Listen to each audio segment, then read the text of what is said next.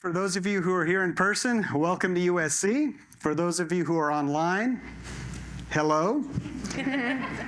On behalf of the USC Dornsife Center for the Political Future and our co-hosts, Bridge Entertainment Labs, we welcome you all to this event today. It's the kickoff for the Creating New American Stories of Us series. You're here for a first. That doesn't happen too often. You could say you are here.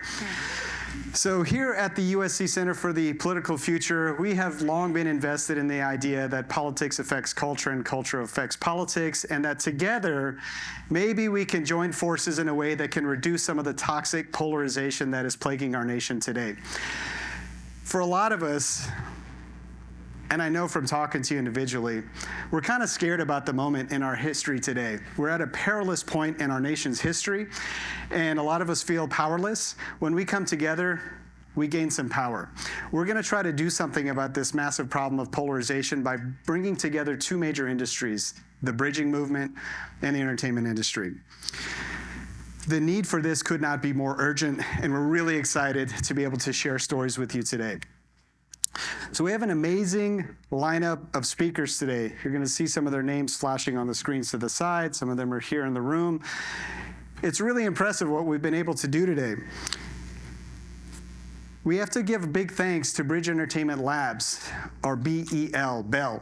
You'll hear me call them by Bell throughout the program, because they were instrumental in making this happen. This is their debut performance, right? So this is their first inaugural event, and we're so excited for them. Yeah, we're so excited. It's a really important effort in our nation's history, and we applaud them for their work. They have laid the groundwork to make Bell sort of the center of gravity for reflecting on America's deep divides and how popular entertainment can help bridge those divides. And now here we are. So in case you missed it, some exciting news is that Bell announced a new executive director. That executive director is Stephen Olikara. You may have heard of him. And Stephen had to pack up and move from his native Wisconsin to be here today. Thank you. Thank you so much. Give a round of applause for coming here. Thank you. I am thrilled to be here from Wisconsin. I'll be even more thrilled to be here in the middle of January when I can avoid the sub-zero temperatures. But I'm extremely grateful to be kicking off this new chapter for Bridge Entertainment Labs, or Bell. And I want to recognize a few people without whom we would not be here. And first and foremost, it's our entire staff with Bridge Entertainment Labs, Civic Health Project, and particularly the person who's been living and breathing this event for months, Ann Reedy. Let's give them a round of applause.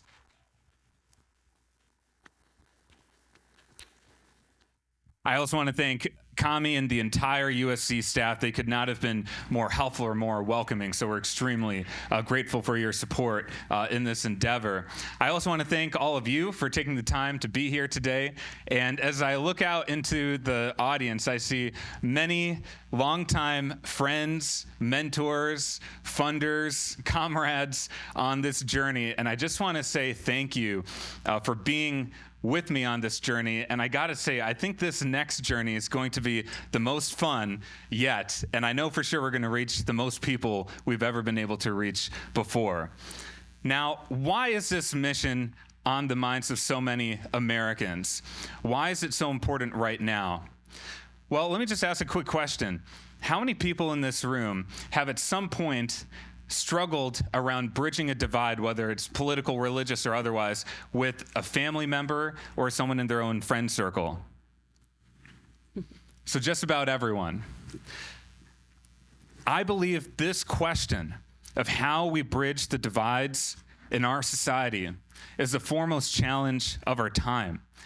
And our ability to harness the power of entertainment media to shift the culture of our country is the greatest opportunity we have to shift that culture. And I believe that this is the moment to do it. I came to this mission unconventionally. As was mentioned, I grew up in Wisconsin, which you see in the news as a symbol of polarization. It's called a purple state. We're really just a collection of red and blue that doesn't talk to each other. That's the honest truth. And it was in that context that I became interested in how we bridge divides. As the son of immigrants, not a lot of people looked like me in Wisconsin, and I was able to find ways to bridge those divides through music. As a guitarist and as a drummer, music was that path for finding ways to bridge divides, and not to find the least common denominator between our differences, but to build new kinds of art that's better than the sum of its part. I think that's a metaphor for the kind of bridging we're seeking to do here today. And after that, I founded the Millennial Action Project. I know we have a lot of MAP friends in the audience here. We engage young legislators across the country. And through that journey, I was in contact with media a lot, whether it was a documentary film called The Reunited States, whether it's providing commentary for the major media outlets. And I started to realize through that just how important entertainment media is to shifting the culture. I believe that political change is downstream from culture change. So that's why we're here today. And I know for all the entertainment industry professionals here, it's been a turbulent time. And we're excited that the writer's strike appears to have been resolved. I know, round of applause for them. I know as they're in the final stages of their negotiation, they said, you know, Bell and USC are going to be hosting this event this week. Let's get it done. I'm pretty sure that's what happened last weekend. So we're very excited about that, and we hope that the actors' strike ends quickly as well. And so with that, I just hope that today is a source of inspiration for what we can do in entertainment. And I hope today is a call to action about what we can accomplish together. So thank you for being here. I want to call up the first panel, and we're going to go to a video from Tim Shriver, the CEO of Unite. Thank you.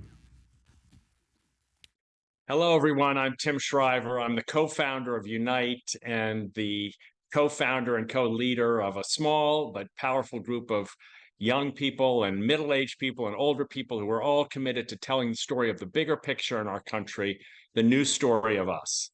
I'm grateful for all the work each and every one of you are doing. I wish I were there, but I'm going to learn a lot from what you guys discuss and what you guys come together to agree on in the hours and days ahead. I founded Unite a few years ago with colleagues who were worried in an almost existential way about the state of our country. We saw divisiveness. We saw the diseases of despair, addiction, depression, suicide booming in our country, sadly. We saw the sense in which our families were falling apart, 25, maybe 30% of our families feeling like you're losing a relationship that matters to you over our politics and over our culture wars. We saw the stagnation in our political life, the hostility on our streets, the indifference to injustice in so many institutions, the hardening of attitudes of anger and hostility and contempt. And we thought to ourselves, after talking to young people and focus groups and middle and high school kids around the country, from the deep South to the coasts and the heartland of the country too, we polled, we met with experts. What's going on in our politics? What's going on in our culture? Why have we become so hostile to one another? We asked and asked for almost 2 years.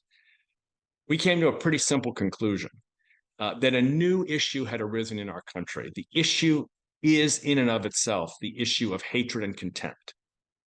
We came to a second conclusion, that there were a group of us, I say us, who were profiting from the acceleration and the turbocharging of hatred and contempt.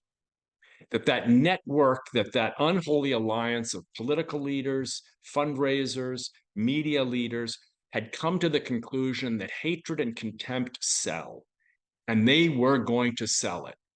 And furthermore, we came to the conclusion that that group, ironically, is most responsible for helping us define the story of our collective country, the we of who we are. We have many ways to define the me, many ways to define the communities of faith or civic action or political conviction that are ours, that are our networks, that are our neighborhoods, that are our clubs, that are our sites that we like to visit. But the we, the larger we, that we rely on our politics and our media and our larger storytelling capacity to see ourselves in it. And what were we seeing? We were seeing hatred and contempt over and over again, drilling it into us, even against our will, it seemed, reminding us that we should hate, that we should fear whoever they are. So we determined, as crazy as it sounds, that Unite should not only focus on helping people see the contempt and see its alternative, in effect, to awaken conscience. We have a project called the Dignity Index that does that, dignityindex.us.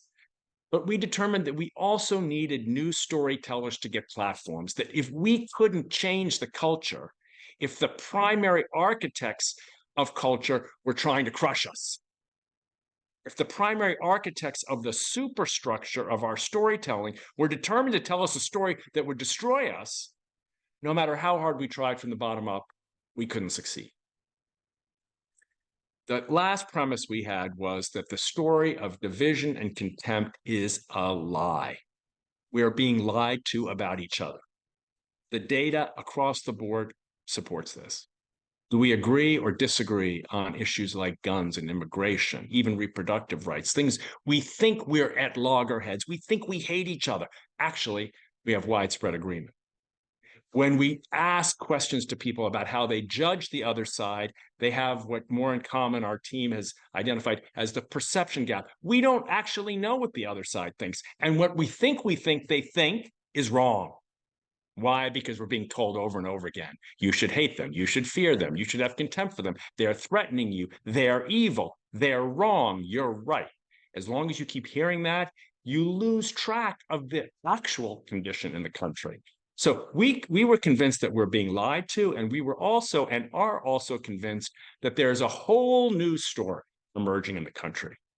People who are taking conflict, who are taking the tension of the moment, which is natural and normal, and converting it and transforming it into new ideas and creative energy and new models of faith, new models of politics, new models of education, new models of law enforcement, new models of art. The storytelling is going on in the country, and we're not seeing it.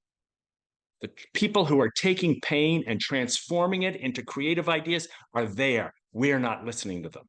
The artists and the creatives who are imagining a different kind of country are there, but they're not getting that platform. The storytellers who can show us that even in the midst of the most desperate, most feared, most uncomfortable moments, that there's sometimes a way to metabolize pain into something new that doesn't just result in demonizing the other. They're there. We're convinced of it. If we told those stories, we assumed, the country would at least have a chance. We would have a chance. I would feel that's the home base for me. That's the media I want to follow. I want to learn about the transformers. I want to learn about the people who metabolize pain. I want to learn about the people who are finding justice and joy. I want to know the stories of people who don't just see differences of opinion, but also see common humanity and find a way to elevate common humanity as a way of transforming differences of opinion. It's a lot of work to do. It can't be done by one group, one studio, one show, one broadcast, one YouTube channel, one Facebook site, one Instagram post. For sure, it's a culture changing moment. We need everybody. But we can create a tipping point in this culture that turns this moment of great change, significant pain, and in many cases, painful division. We can convert this into something new, a different kind of country, a new kind of universal dignity, a new sense of what it means to belong, a new hope for how we do democracy, a new conviction about where justice lies in our future. We got to have the storytellers help us do that. We have to have the new story of us, grounded in dignity, transforming pain, producing new models of justice and joy, and I dare say, unity. I can't wait to hear what all of you come up with for taking on that challenge, or even to hear the challenge framed in the ways each and every one of you have framed it. I'm grateful to be a part of this network and look forward to working with all of you. Without the storytellers, there's no future for our country.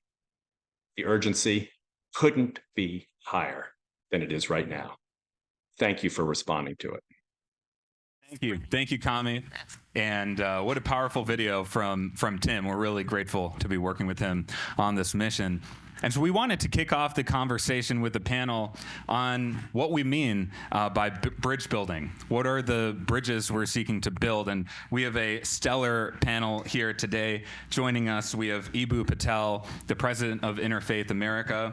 We have Monica Guzman, who's an author and senior fellow at Braver Angels, and Baratunde Thurston, who's a host of the PBS series America Outdoors and host of the podcast How to Citizen. Let's give all of our panelists a round of applause.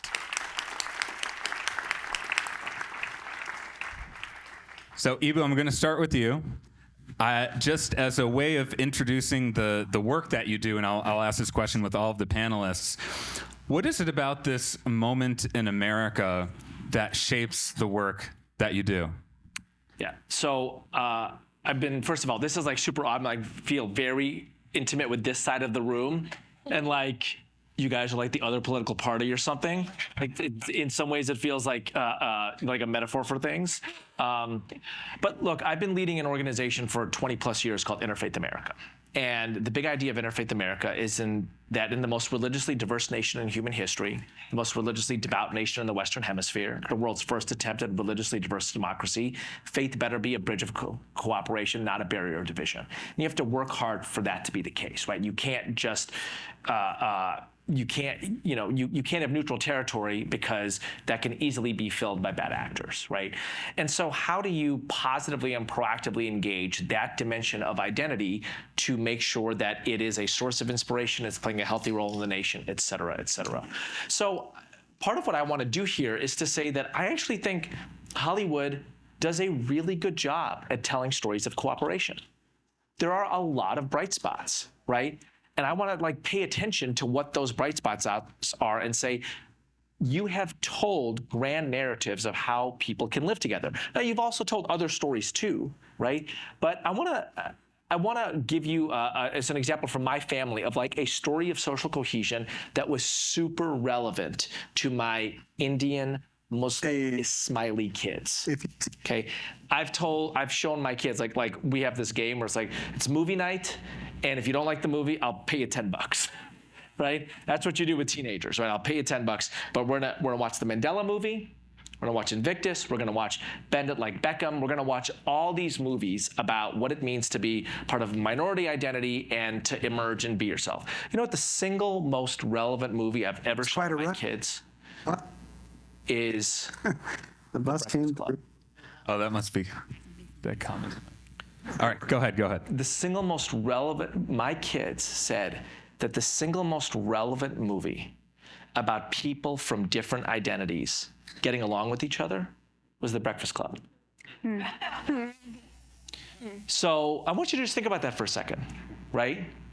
My kids are, like I said, brown, Indian, Muslim kids growing up in post 9/11 America, have been called all kinds of ugly names in the playground for a lot of their lives, right? And this film about a bunch of suburban white folks that radically altered my life in the 1980s when I saw it was highly relevant to how they saw their identity working in a group. And I actually think this is the genius of Hollywood. John Hughes was making a diversity movie. And the diversity he was talking about was the nerd, the jock, the burnout, the prom queen, the weirdo. And part of what an audience does with a good story is transposes one world to another world, right? And so Ruth Simmons, the former president of Brown University, who's a scholar of French literature, was like, I came into my Black identity by reading 16th century French texts, because that group of people was seeking to emerge as a civilization and as a discrete community. And so was I. And that's what a good story does, right? So a huge part of what I want to do is to say, do your work really well, right? I mean, I've seen The Breakfast Club a dozen times, and the dialogue surprises me every time. I'm like, oh my gosh, he just said that? but I know he did because I've seen it 11 other times. And the movie is so good that it's still surprising, right? So there's a lot of these examples. The end of Game of Thrones. Daenerys Targaryen doesn't get the throne, right? Like, honestly, if what you're good at the whole time is burning things down, do you think that when you step on the throne, you're going to be good at peace and prosperity? Who gets the throne? Bran the Broken. What is Bran's superpower? He carries the world's stories in his head. That is a genius ending. That is a genius ending, right? So you do this really well. The question is, how do you do more of what you do really well? Well said. Monica, let's go to you. Yeah, seriously. What I love about, first of all, the work that all of you are doing is in different ways you're stitching together new stories of us. And Monica, you're doing this in many ways, including with your recent book. Tell us just a little bit more about the work you're doing and what is it about this moment that inspires you? So I'm at Braver Angels, which is a very large grassroots, nonpartisan nonprofit really focusing on depolarizing America. And we have all kinds of amazing programs. I'll shout out my colleague April Lawson, who started the Braver Angels debates. These incredible debates on the most contentious, divisive issues you can imagine. But it's not about picking a winner. It's about engaging in a collective search for truth. When I attended a debate might have been April 2020, about the COVID lockdowns. And I heard from people for whom the lockdowns were so concerning because of the worries about their livelihoods. Oh my gosh, it was just perspectives I didn't hear in true blue Seattle, and among sort of, my circles in my set. So we do all kinds of programs at Braver Angels that are not about changing people's minds on the issues, but changing people's minds on each other. Because if we can't trust each other, we cannot engage in a collective search for truth. If we continue to have our separate realities and just try to insist them to each other, we know the research tells us, our own observation and intuition tells us, that only entrenches everybody. So I think the future of a healthy society relies on building trust. Now, the thing that brought me to this work is a lot more personal. So I'm a Mexican immigrant, and I'm the daughter of Mexican immigrants. And we became citizens in the year 2000, and I remember coming home and plopping my backpack down in the office downstairs and looking up and seeing a Bush Cheney sign over my mom's desk. And I was like, they're Republicans. And I just hadn't even thought of that. I just figured, of course, they'd be liberal Democrats like me. It just seems so obvious. It seems the right way to think or whatever. And so thus ensued much drama over the dinner table, over any table, in the car on the way home from seeing the Michael Moore documentary, Bowling for Columbine. I had to open the windows just because the hot air needed to just get out. It's the front seat versus the back seat, and yelling. And then we got home, and it was even more and more and more. So I couldn't come home and rely on being affirmed in my beliefs. When I went to a liberal arts college, Bowdoin College in Maine, I later learned that my dad felt like he'd failed because he let me go to a place that he thought totally brainwashed me. And his conservative beliefs to him feel so right. I'll never forget the night of the 2016 election when the result was clear. I called one of the people I love most in the world, and my mother. And I called her and I told her how broken I thought everything was that night. And I told her, democracy is broken because this candidate that I just cannot see my way to this man has done this. And she, to her credit, I have learned since that she was so happy that night. She was so happy. And her daughter calls her, and all she wants to tell me is how she feels, but she doesn't. She waits and she listens because she can tell I'm in pain. I'm hurting. And she listens and she listens. And then she tells me about growing up in Mexico and how one party controlled everything until the year 2000. Every election was rigged and everyone knew it. It was a completely open secret and there was nothing you could do. And then she told me how, she'd been voting in American elections really proudly for Republican candidates. And then here comes the 2016 campaign. And all she's hearing from the media is that Hillary's going to coast to a victory. Why should she vote? Why should she bother to vote? But she did bother to vote. And her candidate won.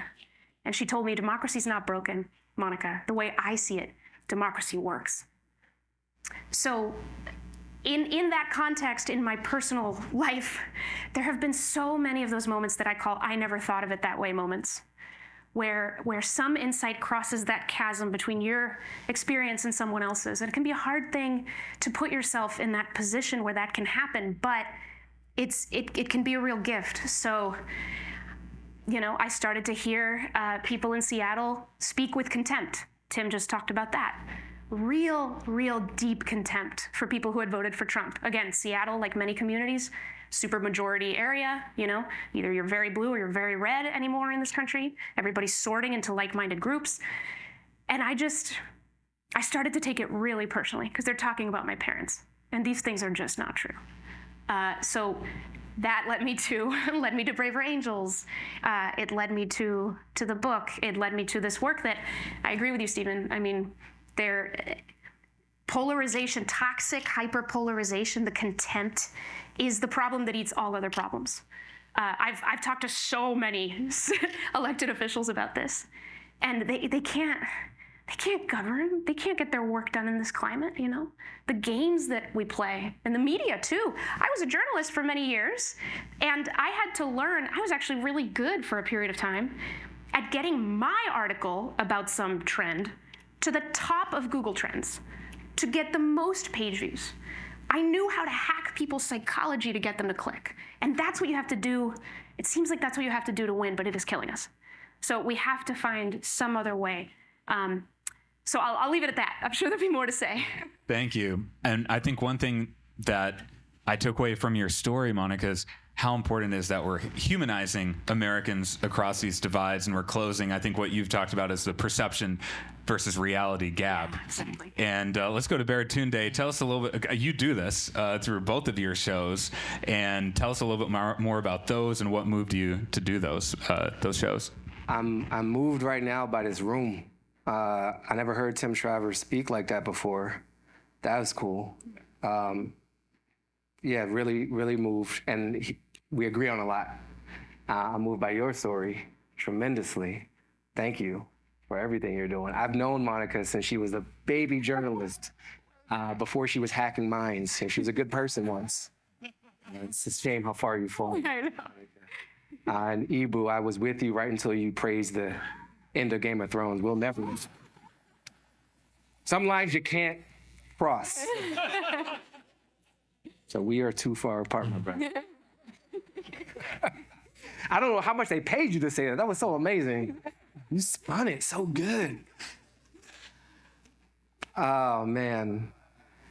I'm moved because I think about the things that I try to do with the powers that I feel I have, which is to use words and string them together and tell tales as weaving together a better story of us. And that's been a long journey for me through a lot of tech things, through a childhood in DC during the 80s, through my father's murder, through my mother's superhuman strength to persist and move me and my older sister forward, through her being a computer programmer in a world not designed for that, not for her, and she did it. I think about it in my journey. My mom, when I was 12, she gave me this homework assignment. She always gave me extra homework to help me get ahead. You have to work twice as hard to get half as far because racism, which is bad math. Like when I understood math, I'm like, I'm working 4x for the same outcome. That's really inefficient, Mom. We've got to change everybody else. That's too much work for me. But in the meantime, for the people in the back, I love you. I also love these chandeliers. Nothing says we a private university.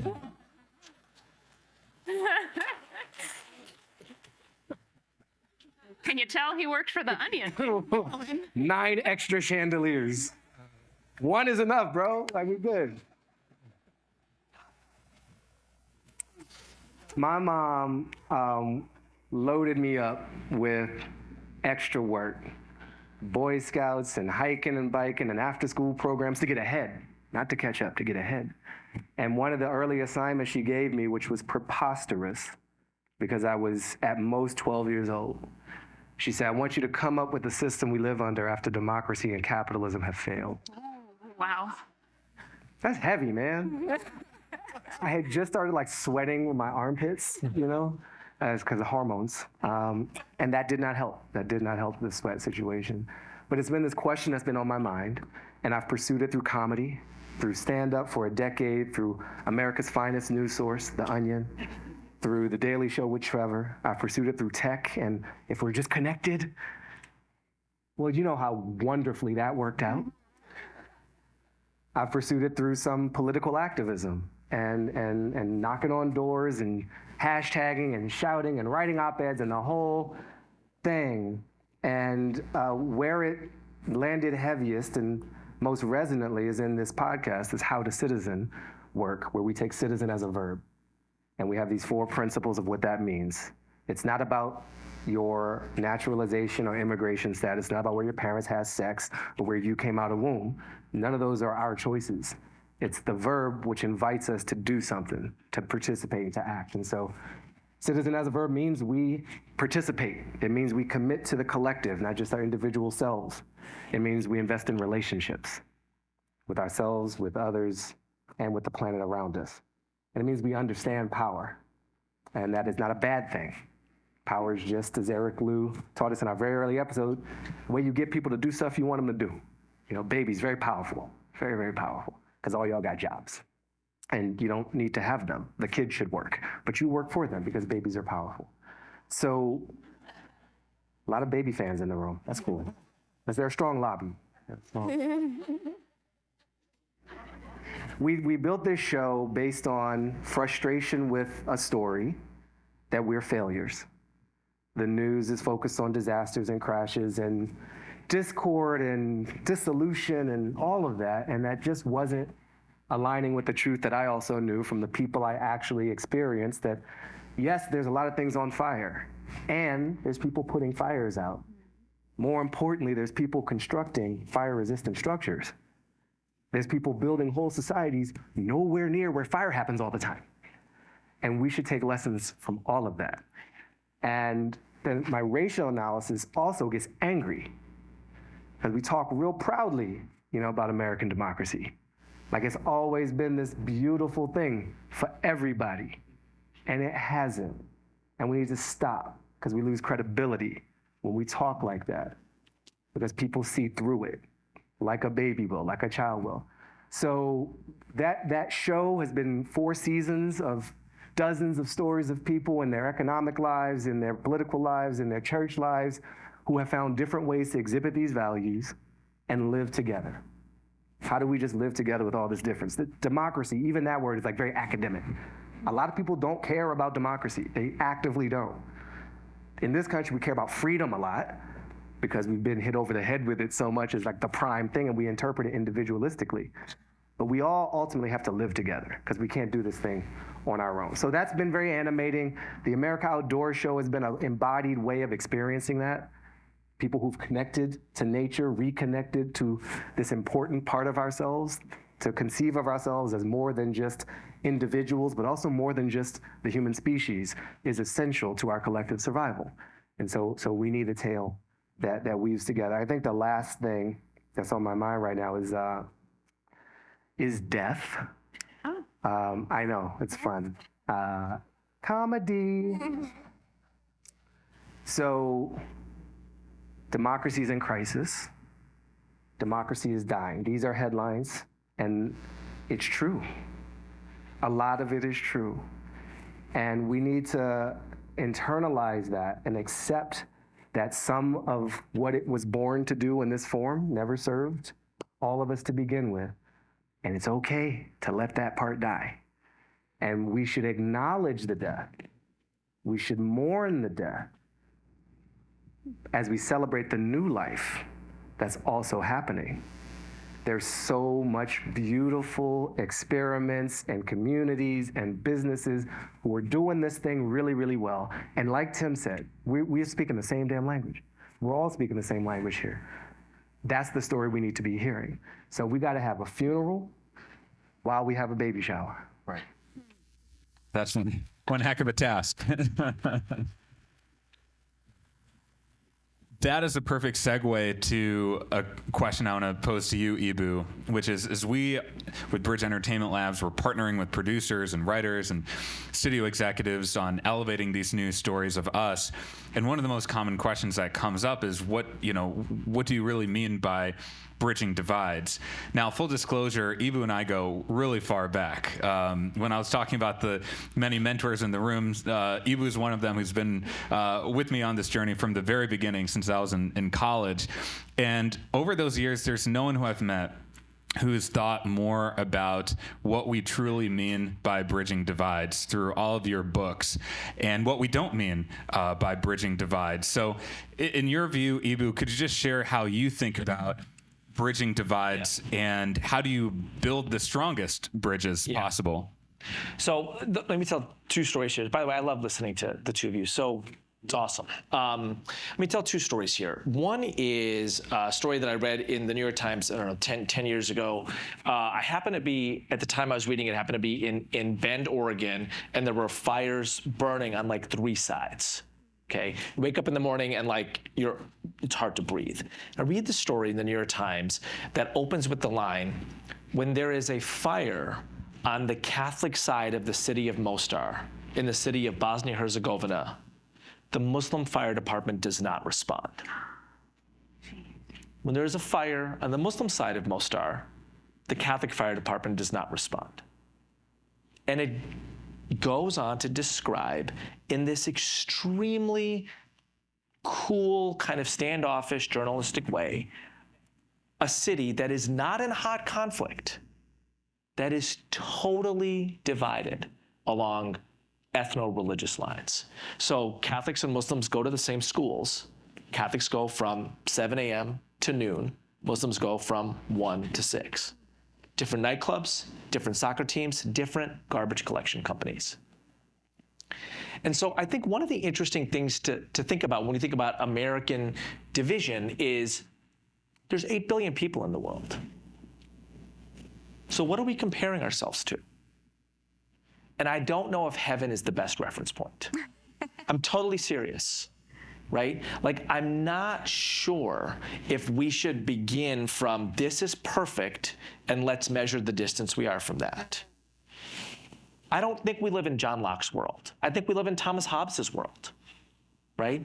So if you begin from chaos and ask the question, what does civilized look like, and where are we on that continuum or on that journey?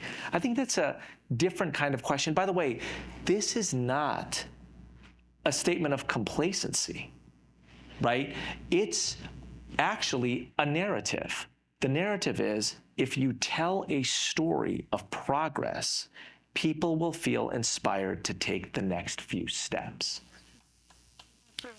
If you tell a story of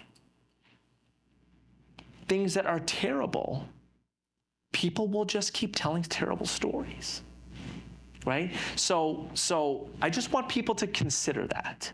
I want people to consider, like, we live in a world of 8 billion people. And America is the place that, in a time of war, we resettle both sides of the conflict, and they almost never recreate the war here. And that is a stunning fact of our nation. When Indians and Pakistanis, who are taught to hate each other literally from birth, move to Chicago, they move to the same 12 square blocks on West Devon Street. That's a story to tell. That's a story to tell, right? So I just think, by the way, this is not about complacency. It's about trajectory. It's about waking up and saying, thank you to the people who went before me, who built a place where I'm not at war with the people who pray differently than me in this country. I can actually architect something a little bit better. So now let me tell you so that's kind of a grand story, right? Let me put a little postcard moment in that. So I am speaking at Baylor University, I don't know, this is like 6-8 years ago, and I fly into Dallas, I get a rental car, I'm driving to Waco, and I stop at this roadside barbecue joint on the way. And you walk in, this is not a hipster roadside barbecue joint, okay? Like dudes in overalls, Fox News on, like every head turns to stare. Okay, we're like 20 miles outside of Waco. I'm like, holy shit, like Ted Nugent times 50 is in this place, okay? And Too much Nugent. that's a lot of Nugent, a lot of Nugent. And I go to like the place to order, and all the food is out, but it's not fully labeled. Like, it's not like Chicago where it's like, no peanuts or walnuts or tree nuts or anything that's been within 100 feet. It's like, brisket, baked chicken, mac and cheese, right? I'm looking, I'm a Muslim, I don't eat pork, right? People like throw pig in everything these days, right? I don't know what I can eat. So I'm like, I'll have the baked chicken and the cornbread. I know that's safe. I have no idea what's in the collard greens. I have no idea what's in the mac and cheese. And I'm like trying to like look and figure it out. And there's a line of people behind me, and they probably didn't like me when I walked in. And one guy's like, hey, brown guy, hurry up. And I'm like looking, right? And the woman on the other side of the counter, who like clearly part of this broader community, looks at me and says, you can have the mac and cheese and the yams. I looked at her, I'm like, thank you. And she's like, everybody's got to eat. I'm like, everybody's got to eat. And that's all she said. She just knew, like something is up. I can't pronounce whatever it is that this guy is, but I know what he's looking for. I can tell because he didn't order the pork chops, right, or whatever. So that's a moment. That's bridging a divide. And she did it in her way. She did it in her way. This is a roadside barbecue on the way to Waco. Yeah. They are known for putting pork in their yams, bro. She was messing me up. She was messing me up. You got you. She was so sincere while she was doing it. But that's a narrative shift we need, right? To see the best in people and not always the worst, right? And an aspirational narrative about how we're trying to create the most diverse democracy ever in human history. That's a story that needs to be in the zeitgeist of America.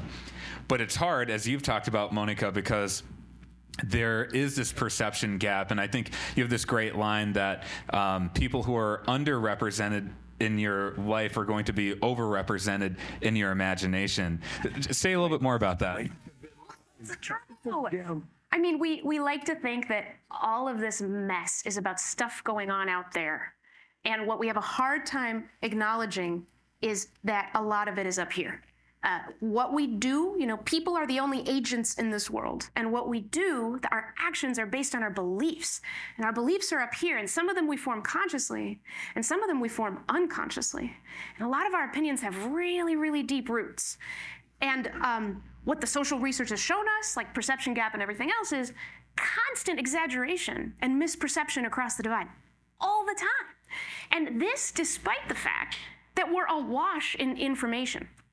How does that compute, right? But as I think of it, how can we pretend to be informed when we are not informed about each other? How is it that our perspectives are so unclear to us? And we know how.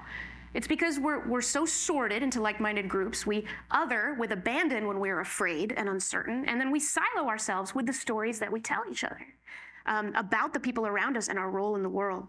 So it's an inconvenient truth that in this divided time with so many iterations of a very vicious cycle where we are judging each other more while we engage each other less, right? Judging each other more, engaging each other less. And what happens, two things start to build in the gap there. One is certainty. So we know that when we are anxious and things are turbulent, uncertainty is extremely uncomfortable and difficult to hold on to. So you ask a question you're confounded by. How could they vote for so-and-so, right? And then you find a thought piece on the internet, and it sounds very confident with a lot of great statistics. And so you believe it. And what you're doing is you're manufacturing certainty. There's a lot of open questions there, but you've decided to close that gap in your mind between what you know and what you could learn and just close it and say, I know everything I need to know about why those people think that way. That's it. So all those questions that could have arisen are killed before you get the chance to ask them. Now, the other thing that gets in the way is fear. You can't wonder about something you think is out to get you. And there's absolutely no doubt that there are some people so consumed by hate, they are worth fearing. But from what we can tell, it is far fewer than we think. Fear itself is a superpower because it keeps us safe. It helps us survive. But when your brain goes to fear mode, it can't be creative. It can't be collaborative. It can't reflect, right? So this vicious cycle, judge more, engage less. What happens? Some weird projection of the world and the people in it that isn't even real starts to happen. And unfortunately, it tends to follow the pattern of our exposure. I mean, I think of the woman in the roadside bar. Somehow she knew enough. Yeah. She knew enough about people not like her to guess at what was going on, right? But the longer we do this and we justify it, they will only harm me. They will hurt me, or they are evil, or they are crazy, or they are stupid. The longer we do that, the less that moments like that can even happen. So that's it. The truth that whoever is underrepresented in your life will be overrepresented in your imagination means we gotta do something to hack into that pattern for ourselves. We've got to start, and to me the first step is question those assumptions. You know, when you feel that judgment come up about a whole group of people, somebody you've never talked to, I know everything about, what? Where did you get that idea? Something about the way they look or what they're wearing, some signal about their politics. You do not know that person, right? And so we've got to realize what we don't know and welcome that uncertainty. And I like your analogy about, have a funeral for some things and a baby shower for another. It's like, let's start noticing and seeing our assumptions so we have the chance to question them for ourselves, because it's all about what's going on in here. Right. Well said. Well, Barrington, one thought I've been thinking a lot about coming into this panel is how we can model what healthy conflict looks like in popular culture. And we've had some examples of that, as Ibu was mentioning. But I know this is a topic you talk about on your podcast, and the importance of humanizing different experiences in America. And you find, I think, a really creative way of doing it on your PBS show as well. So how can we model healthy conflict in America in a very polarized time, and then how do we close the gap, as you have done, to bring that to the surface in popular culture? I think some of the ways, this is non-comprehensive, of course. Your whole book is about this. We ask questions versus making statements, and ask about feelings versus thoughts. Feelings are less deniable. They're a little less charged. What do I think is usually a verbal retweet. It's what I last read. My thoughts I absorbed temporarily from the most recent smart thing I heard. What do I feel? Oh, now you're getting into the gunky, messy parts. That's very personal. Good. Now we're having a relationship, even though it may be temporary. So inquiring and being involved in feelings is a way to do that. Not talking at all. And I don't mean not having any relationship. I mean not centering it on words. We're also a verbose society. Laws and letters and documents, and not everybody reads and everybody writes and everybody's articulate, but we have some combination of experience that gives us all the right to life. We eat, let's eat together. We play, let's play together. We go on a hike, let's go on a hike together. The beauty of the America Outdoors show is a show called America Outdoors. Like, oh, it's an outdoor show. Gotcha. It's a people show. It takes place in the outdoors. But mostly we just focus on people who have a relationship to the outdoors. And I've been able to have very human connections with those people who I had a lot of judgment about and little experience with, because I don't live where they live. I didn't grow up in their skin and with their DNA and with their family history and all that stuff. But I remember being in the Chesapeake Bay And I remember being in Idaho and had a similar experience. In the Chesapeake Bay, I was in the Trumpiest town in the country at the time, per capita rates of voting for Trump, a town called Tangier Island. The mayor, super right-wing dude, but that's not why I was there. I was there for crab. Yeah. I was there to learn. And I was there because his town is sinking, because the water is rising so rapidly that he had to exhume his own ancestor and put him in his backyard. We walked along the shoreline and there were headstones. That ain't right. And he knows that ain't right. And he won't use the word climate change, but he knows the water is real and it's rising, and he wants federal funds to help mitigate whatever's going on here. And I'm not there to wag my finger and say, I told you something. This man is near tears. I never had to dig someone out of the ground. I put people in the ground. And that's sad enough. That's supposed to be a one-way journey. So that is a really hard thing for him to share. At the same time, I'm in Idaho, what we call Idaho, with the Shoshone-Bannock tribe, the salmon people. We're supposed to do this salmon hunt. It's a ritual they do every year. And this year, they decided not to do it. We showed up and like, we're not doing a salmon hunt. We're like, we're with TV, so you better hunt some salmon. You know how this game works. We spent money. We got cameras and people we answer to, and the American people want to see some salmon. And they're like, we're not going to do that. PBS does not show up like that. I'm being very facetious. Thanks to viewers like you, we were able to respectfully show up into every community in this country. But there was a sense of sadness and mourning on their part. They see the salmon as their brethren. The salmon have allowed them to survive, and they thought a way that they could help them survive in return was to not take them from their boiling homes. And so they did a mock salmon hunt. And I watched these parents and their kids pretend to hunt salmon and train their little girls. If there were a fish here, what would you do? Whew. And they had tears in their eyes, and the tears that they had were the same as the tears of that mayor in Tangier Island. Both feeling the same thing, loss.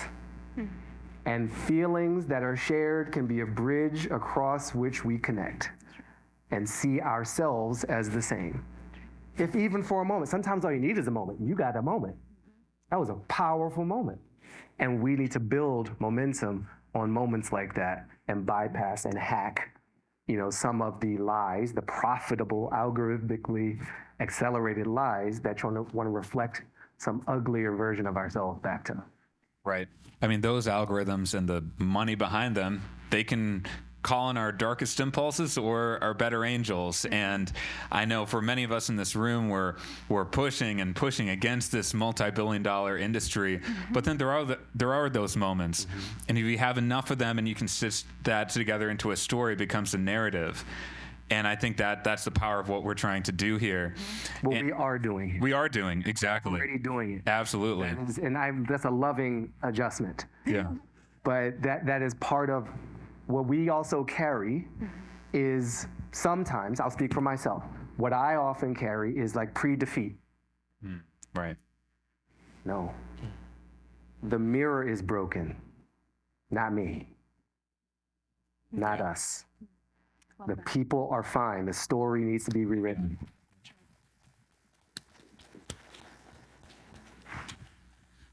As we think about that mirror, I think one of the narrative shifts that we're seeking, and Ibu, you've done a lot of thinking about this, is the dual movements afoot right now in America for justice and the movement for pluralism.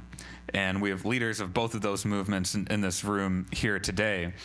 How can we tell a story that brings harmony to those dual goals? We can't have one without the other, but you've just done a lot of thinking on this and would love the audience to hear your thoughts on it. Yeah, so look, I think the only way to have a diverse democracy is to be able to disagree on some fundamental things and work together on other fundamental things, right? And that's just a glass half full, and it's just the deal, right? So, I mean, I realized this. I had, I think, a set of moments kind of like you did with your parents, Monica. But I realized this. I'm in D.C. This is January 2000, late January, early February 2017, and I'm at this hotel with all of these young people, and from like different church groups. I know that because the t-shirts that they're wearing, and they're like all having breakfast, and their Bibles are out and stuff, and I kind of discern. I'm like, you guys are Catholics, evangelicals, and Mormons. Like I'm seeing the t-shirts, right?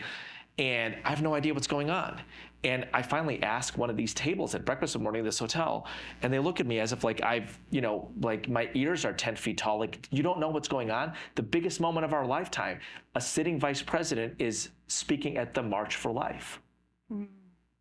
And somebody was like, this is one of the great social justice movements of our time. Mm. It is. Now, I'm from a world in which people talk about justice when it comes to abortion, always on the other side. Yeah. And I'm encountering a world in which they're using the word justice in association with a different identity. Mm-hmm. Welcome to diversity. Diversity is not just the differences you like. Do they not have a right to their identity? Did they spell it different though? They're justice. Justice. It was like a Y. People have a right to their identity. Now there are lines, there are parameters, Shouldn't like there are I'm not buying a brownie from the KKK bake sale. But you have a right to be Catholic. You have a right to be an evangelical. You have a right to be LDS. You have a right to believe a set of things. You have a right to speak in that cause. You have a right to frame it the way you want to. Right? You have a right to your identity. So I think a really interesting question is, how do you have a diverse democracy when people have different definitions of justice? So one of my favorite movements, I know, I don't know what I just did to this room, but I did something. Interesting. So, but You said KKK bake sale. I think that just stunned a lot of So like, wait, where did my brownies come from? I never asked. Now I gotta ask. A whole supply chain challenge. There's a moment in Angels in America. People are Angels in America fans in here. So it's, best thing I've seen on the American stage, and there's lots of great plays out there, right? But there's a moment in Angels in America towards the beginning when one of the gay characters, I think it's either Lewis or Pryor, runs into one of the LDS Mormon characters. I think it's Joe. And they're having a moment, and they're having a conversation, and Lewis says to Joe, I'm gay, I think he's kind of hoping, Joe's kind of hunky. I think he's kind of hoping, right? That's the way that Tony Kushner sets it up. And Joe says to Lewis, I'm Mormon, we don't believe in gay people. And Lewis says to Joe, I don't believe in Mormons. And the reason it's such a brilliant scene is because Tony Kushner is saying, you don't get to do that. Yeah. You can't just not believe in the person in front of you. Yeah. They're there. Yeah. So how are you going to relate? Yeah, I want to add something to that real quick, because I get this question a lot, and it's a heavy question. How do you bridge a divide with someone who doesn't think you should exist, right? And that's a question asked on behalf of or from people who occupy identities that they'll hear things like that. And I think just observing human nature over time, one thing I've realized is that we think we need to make an argument all the time, that we need to have our talking points ready and pew, pew, pew, and that's the way we justify ourselves. But I think the best way to argue against someone who doesn't believe you should exist is to continue to exist in their presence. Yeah. And that can be so powerful. I remember Calvin University, which is a Christian school in the Midwest. There's a student there who's an international student from Africa, and she had gone to a wedding recently, and she ended up sitting next to an older white man who, for whatever reason, started talking about his views on immigration, and definitely more conservative, but talks about her and people who look like her in very condescending ways. You people are ruining everything, that kind of thing. So she just kind of sits there And, she told me she didn't know what to do, but she knew, like, I'm at a wedding. I'm not here for this. So she gets up, she dances. She just tries to have a good time. She mostly forgets about it. And the man comes up to her and apologizes. I am so sorry. I was completely out of line and so disrespectful. I'm not used. There was just something. I don't know a lot of people. And then, he's trying to kind of stammer.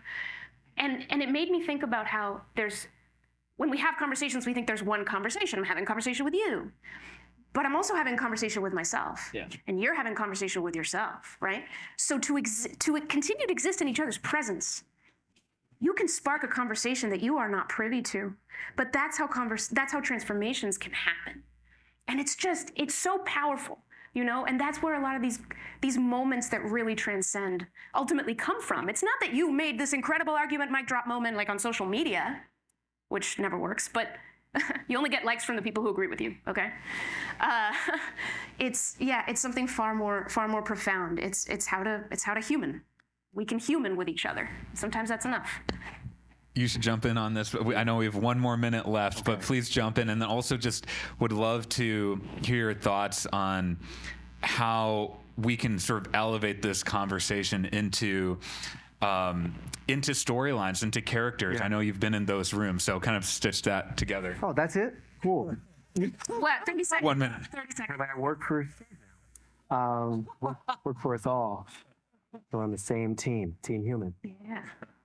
I was thinking about another thing I learned in the course of our learning with the How to Citizen work, which is itself is a storytelling effort to like find people doing this thing, this way of living together and negotiating power and practicing democracy, small d.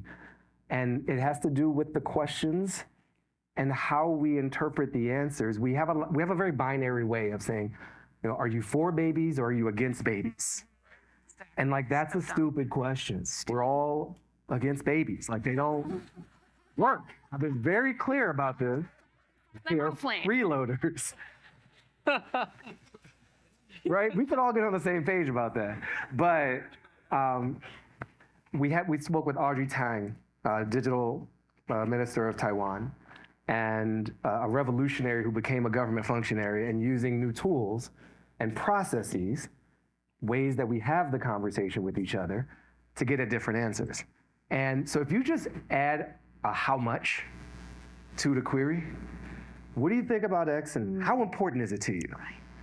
This quadratic voting concept, this polis polling software where you try to find consensus, not just binary A-B sorting, then you might find out, often you do find out, that the person who is opposed to the thing you care about is weakly opposed. And the thing that you're opposed to, you're weakly opposed.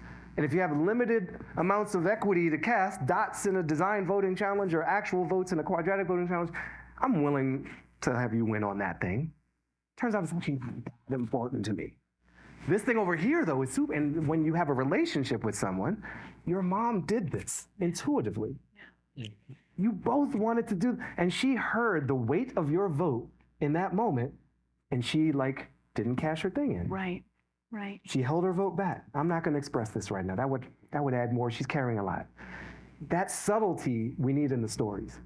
Because we're getting these stories that are quite often heavy-handed and ham-fisted and overly simplistic, and there's a lot of executives out there who think very little of us as humans. And the beautiful thing about us is we're all just us. We're just like fractal versions of the bigger thing that we're a part of. And so if anyone in this room is feeling doubtful or judging with ignorance, then so is that executive who's greenlighting things. Yeah.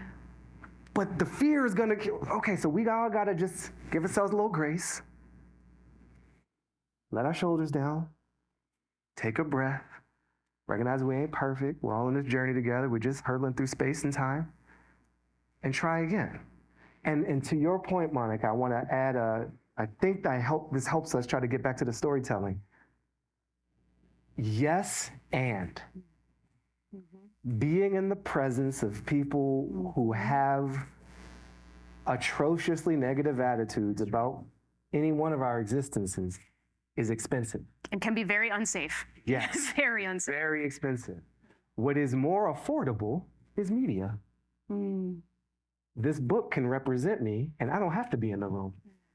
This TV series, this documentary series, this film can tell the story while I am at home in my cozy little bed, not having to bear the weight of Captain Ignoramus here.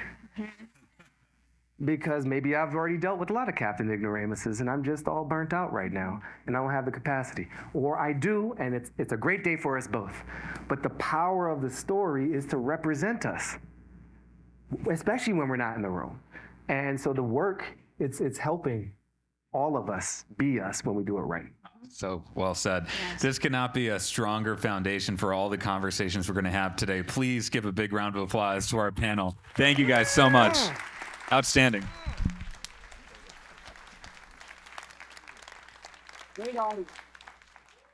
There will always be tension in a multiracial, inclusive democracy. But this isn't normal tension. This isn't disagreement over an issue. Polarization prevents the ability of a society to move forward. Today, we're a nation where many people see their political opponents as genuinely bad people. And that is a serious threat to our democracy. Democracy requires us to compromise, but how can you compromise with them when they are so evil?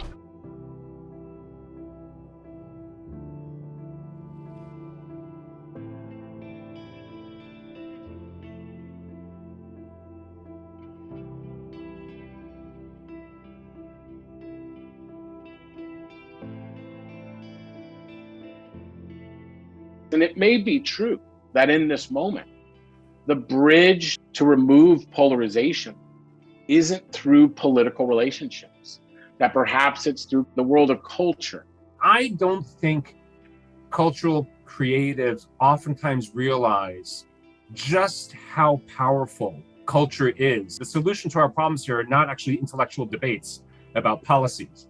It's really about our sense of fellowship and care for one another. And these things are fostered much more through culture, oftentimes, than they are by going straight to politics. We make meaning out of our world in story. I love your daughter. Empathy for somebody else's viewpoint, that's the glue that holds a society together. To climb inside a character and see the world from that character's point of view. You're experiencing that. You're rehearsing that for your life. This makes story an incredibly powerful tool. I'd like to show you my ranch. You think a tour of your ranch is gonna change what I believe? No, but it might help you understand me better. Might help me understand you too.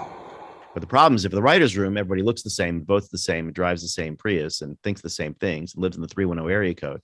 There was some stereotypes that they had in us that early on that they were like, well, the women will get up and like go varmint hunting. We're like, no, we don't go varmint hunting. And you have to fight to maintain kind of like who you are and what you want to say. It is so tricky because who's still creating that narrative? Who's writing that narrative? Being often the only one or one of a couple of Blacks, and how that then influences story.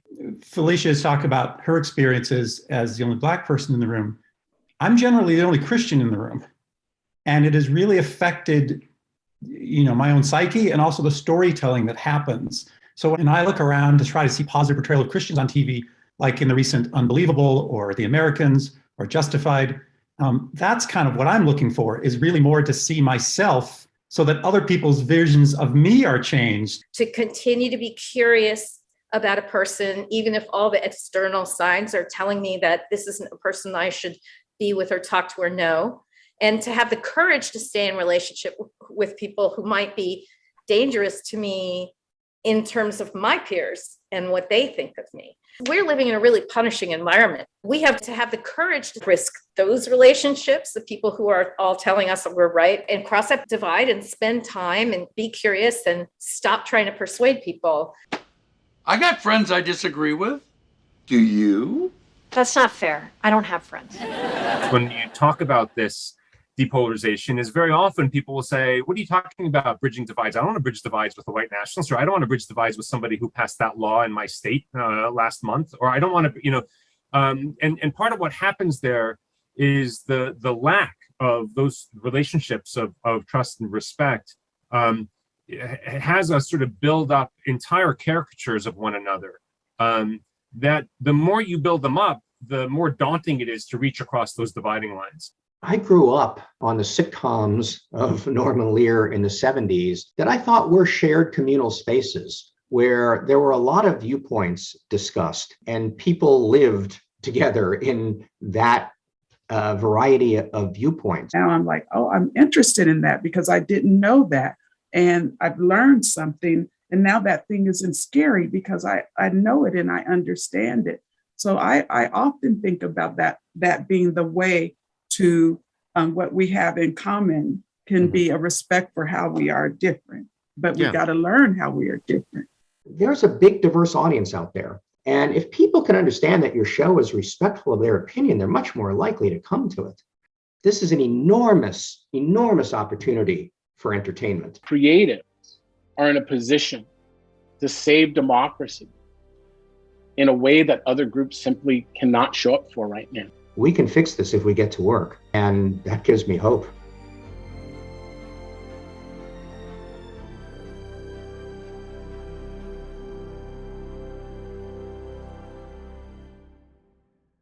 My name is Riaz Patel. I'm a showrunner here in Hollywood, and I'm on the Bell Advisory Council and have been for many years because I believe in the power of entertainment to transform.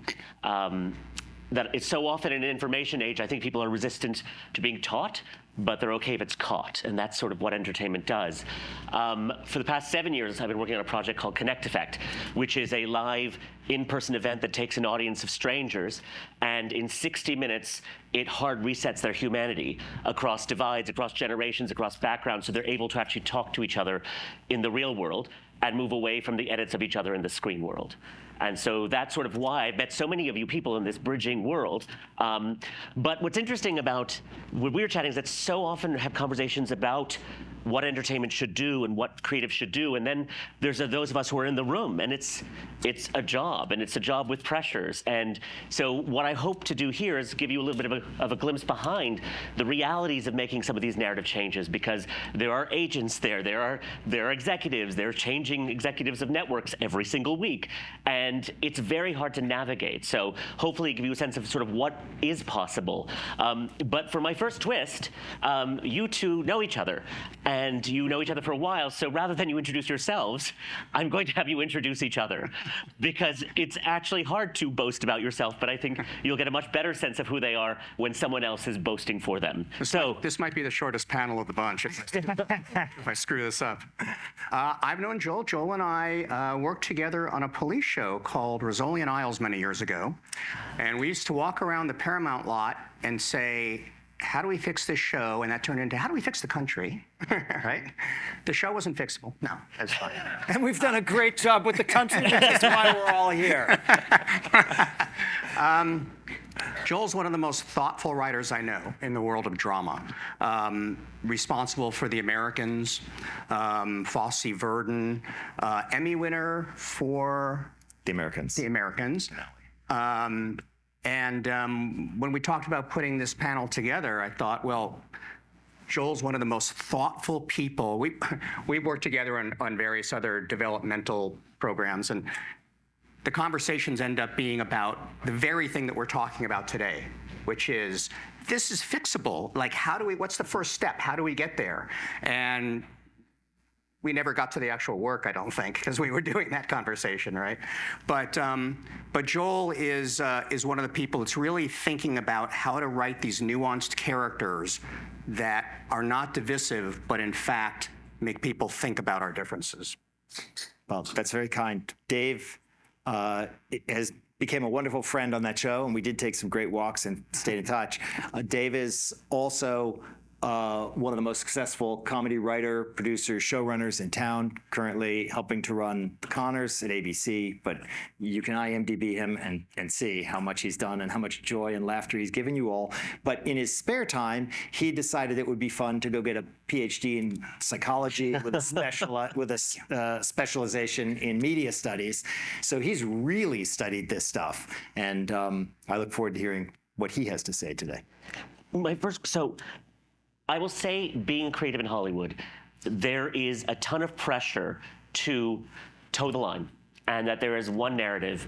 And by even attempting to bridge, and Steve and I have had conversations about this, you put your neck on a chopping block. And I've had many, many reactions in interviews where people say, like, what are you doing bridging with that side? Why are you giving a platform to white supremacy? Which was ironic that I was doing that. Why is it important to both of you at this level of success to do this work when it's so much easier to just stay the course? Well, I think because we have a unique opportunity to do this. And I know we have a lot of, entertainment industry folks here today. So I think you're probably thinking the same thing that I thought when I first went down this road, which is, okay, we're going to decrease conflict in storytelling. Well, that sounds like a recipe for disaster, right? So, but I'm glad I can say to you today that that's not really what we're pitching. And as we continue in this conversation that we have, we're going to talk about the fairly simple things that content creators can do to help ameliorate this situation we found ourselves in.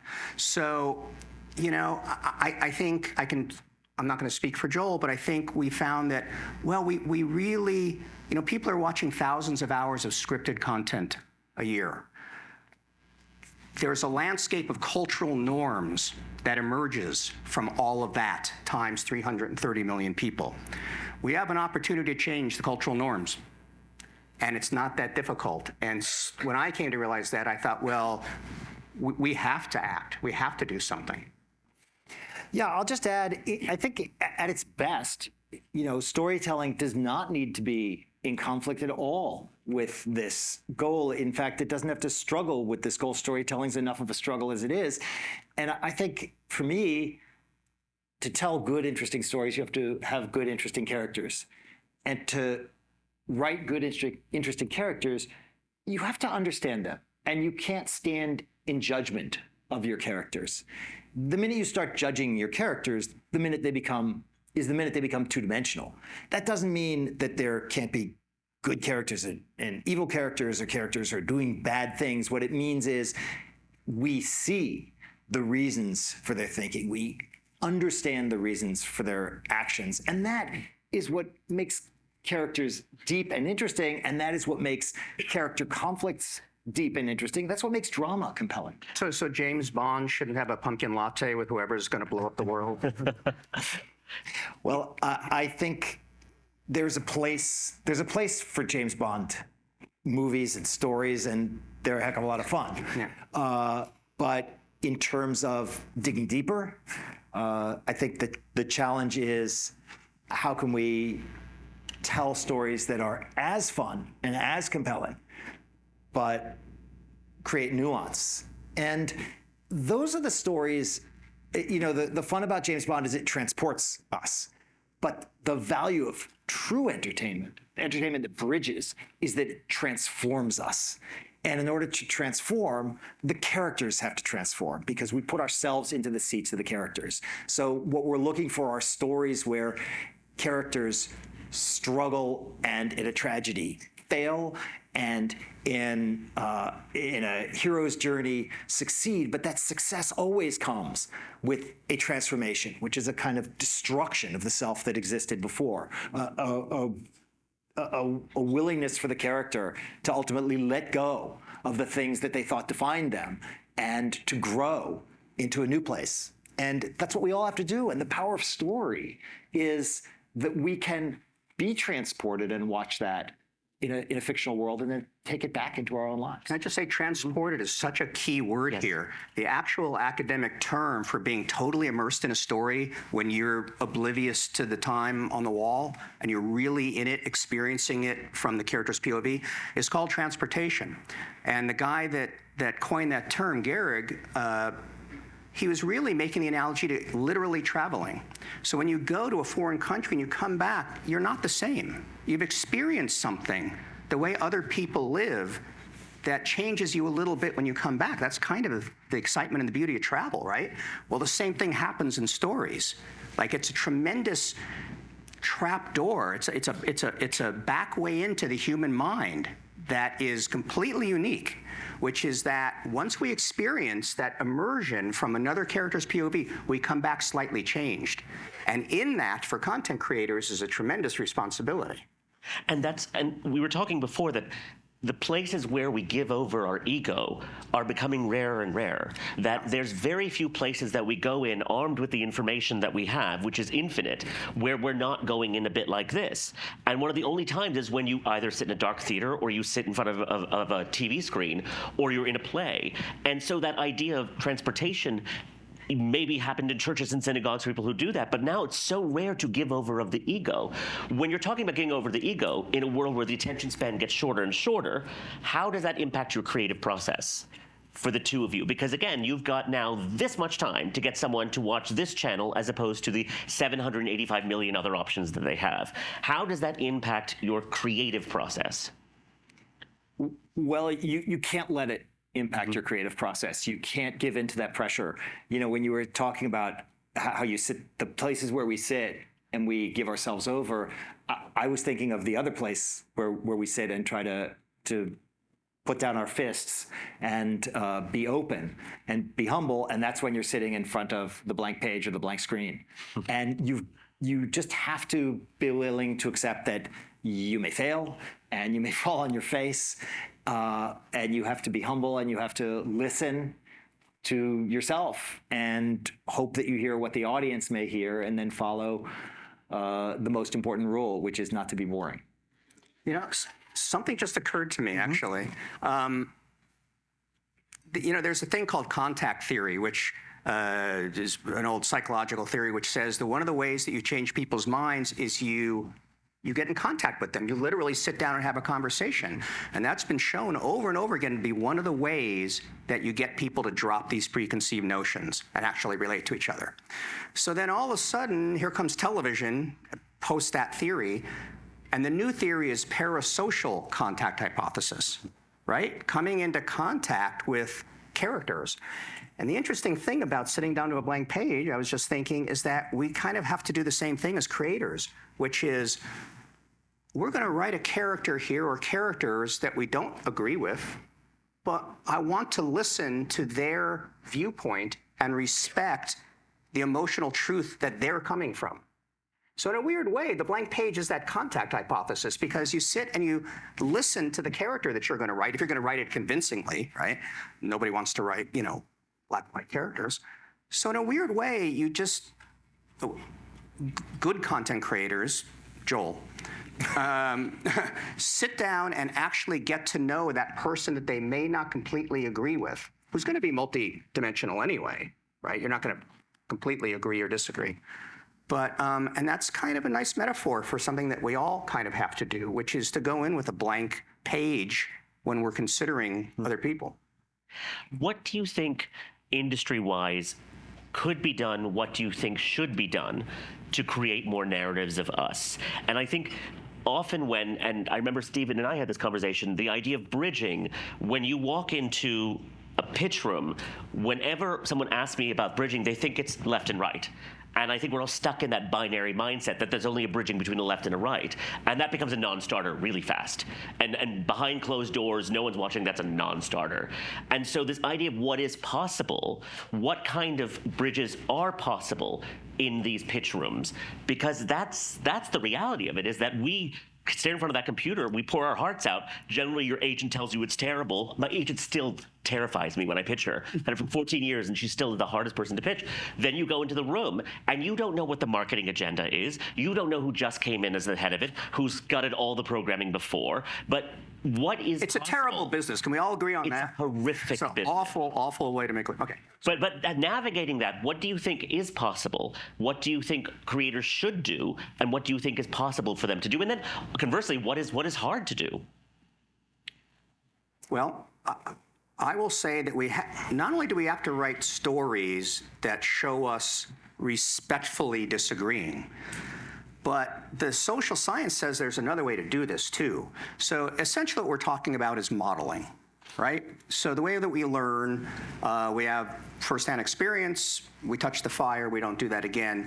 But most of our learning comes through modeling the people in our environment. And again, our environment now extends to all of the media that we watch. So what we're really talking about is helping to give America a better model of how people disagree. That can be done in the very small moments of shows. It doesn't have to be the central thing about holding hands and skipping through a meadow.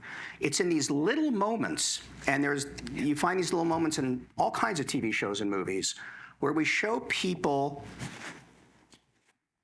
with a gap in between. And again, it doesn't have to be left and right. It often is. It doesn't have to be. And to show that they are going to, A, disagree, do it respectfully, maybe show that they're not all of one thing or another, that people are multidimensional, which is one of the myths that has sprung up. It doesn't take only the big stories. It takes little moments in a lot of the stories. So what we do is we put it in the water. There's a way to behave with people that you don't necessarily agree with. And that's how we change what people are modeling, the kind of behavior, because they've learned a terrible thing through the algorithms, through news that divides for profit. We have to use storytelling to say, no, that's not how you behave. Here's how you behave. And we do it in little ways that are not preachy, but just it gives people a chance to see over their thousands of hours of scripted stuff that they're consuming. That's how you behave with somebody you don't agree with. Joel, what do you think? Yeah, I think that's great, and I think also there's a broader way to do it too, which again goes to having compassion and understanding for your characters, and seeing characters who may disagree and focusing not necessarily on how they disagree, but rather on their common humanity. Sure. Mm-hmm. And how they can overcome things together or overcome one another through each other or fail to do so. All of those are powerful stories. And, fortunately, drama also works for us here. There's no compelling story of two people who agree with each other and then set out on their agreement and wind up agreeing with each other. Story. It's boring. Bad. It's boring. And in fact, our lives would be boring if we spent them only with people who we agree with. There would be no growth there. And look, the drama is in the struggle, and not struggling is very enticing to not struggle. Who wants to struggle, right? The only problem is, without struggle, life gets pretty boring pretty fast. It's interesting that in the screen world with social media and the feeds, everyone, I call it the screen world squish, that everyone gets squished down to a label, an issue gets squished down to binary, and people will go through their feeds and see thousands of posts, and yet they'll give over 12 hours to a scripted series and binge watch it, and the whole day goes by. I think as people, we want that, and that's what we connect to much more empathically. What sorts of characters do you think we should see more of? What sorts of characters, what sorts of situations do you think that the American people should see more of to be able to change that narrative of everyone is squished, everyone is binary? What sorts of situations do you think aren't there that we should put out more in the market? Well, obviously, Joe Weisberg and I felt strongly that serial killer would be interesting to humanize. They just don't get enough screen time. Who are they really? Look, if there were an easy answer to that, I'd be telling you what the next show is. I think the hope is maybe somebody here will find their own answer to that. I think we've all got to find our answers to that, and that's inside the hearts of every writer, director, actor, creator, producer. And the hope is that you do it in a full way and in a human way, rather than looking to have sort of to follow excitement rather than to follow what's deeply compelling. That's interesting. And just elaborate on that in terms of when people follow excitement, what happens, in your opinion? I think there are sometimes easy choices that lead to short-term results. but they're usually given as network notes. Well, often they are given as network notes that this happened in the news. Let's put it in here in this scene right now. And by the way, that may work great. Yeah. The challenge is, how can you then do that in a way that is compelling, emotional, relatable, and more importantly, true to your character? I think characters that are surprising really help us write too. We talked about multidimensionality. I mean, nobody here is all left, all right, all religious, all non-religious. Everybody's got, it's the smorgasbord that you take one of that, I'll take that, works for me. That never quite worked for me. So doing a better job in content creation to create characters that are like that helps dispel the notions of the us and them. And also, it's better storytelling because people, we're surprising beings. And so when somebody out of nowhere behind the counter says, you can have the mac and cheese and the yams, that's surprising. You weren't expecting that. It's good story. When somebody's mom says, let me tell you a story from my childhood, instead of immediately jumping to the reaction, because that's a good story. You didn't expect that. You didn't see it coming. So I think in so many ways, good storytelling, human storytelling, it can be our guide. It also drills down to the psychology of it too, which is sometimes you just have to go deeper in story. So when we rebooted the Roseanne show from the sitcom from the 90s, and Roseanne Barr was in public a Trump supporter. And we thought, well, we probably can't run from that because everybody knows it. So let's use it and let's try to get to the sort of the bottom of these kinds of disagreements and see if we can't bring everybody into the tent, left and right. That was the experiment of that pilot. And when and Laurie Metcalf was playing the Hillary Clinton supporter in that pilot. And when they got into it, we played that they hadn't spoken in years because of this kind of divide. And when they really got into it, the differences just dissolved a little bit. Roseanne was a Trump supporter because she latched on to something he said in a speech about bringing jobs back. Now, the reality of it or whatever, that's another debate for another time. But she was scared, that character was scared that she wasn't going to have a job going into her old age and she wouldn't be able to take care of herself. Well, that's not evil, is it?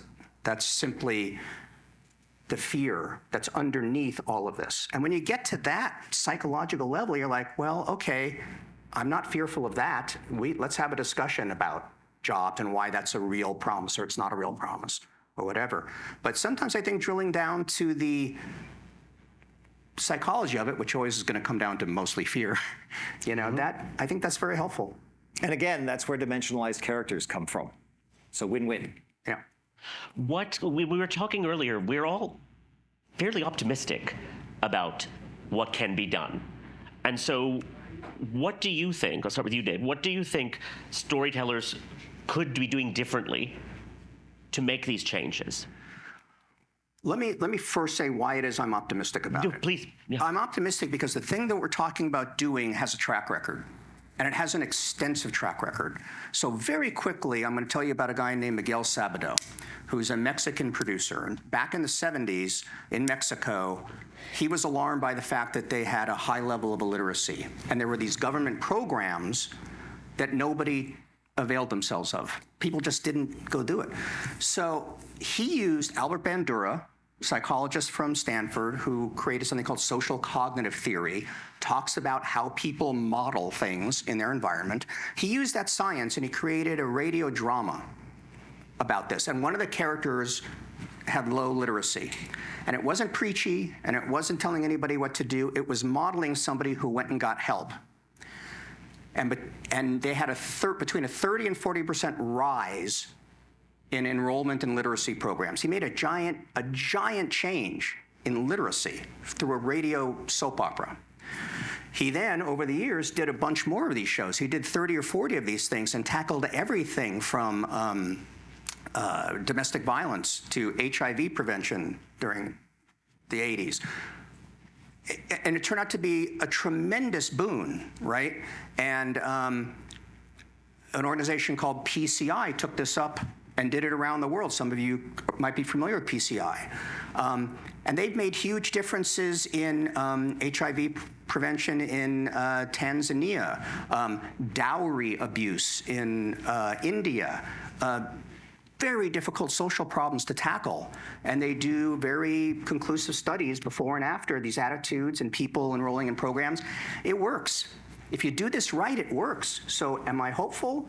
Yeah, I think we're on the verge of being able to do that here and make the same kind of real change that these kinds of programs have made.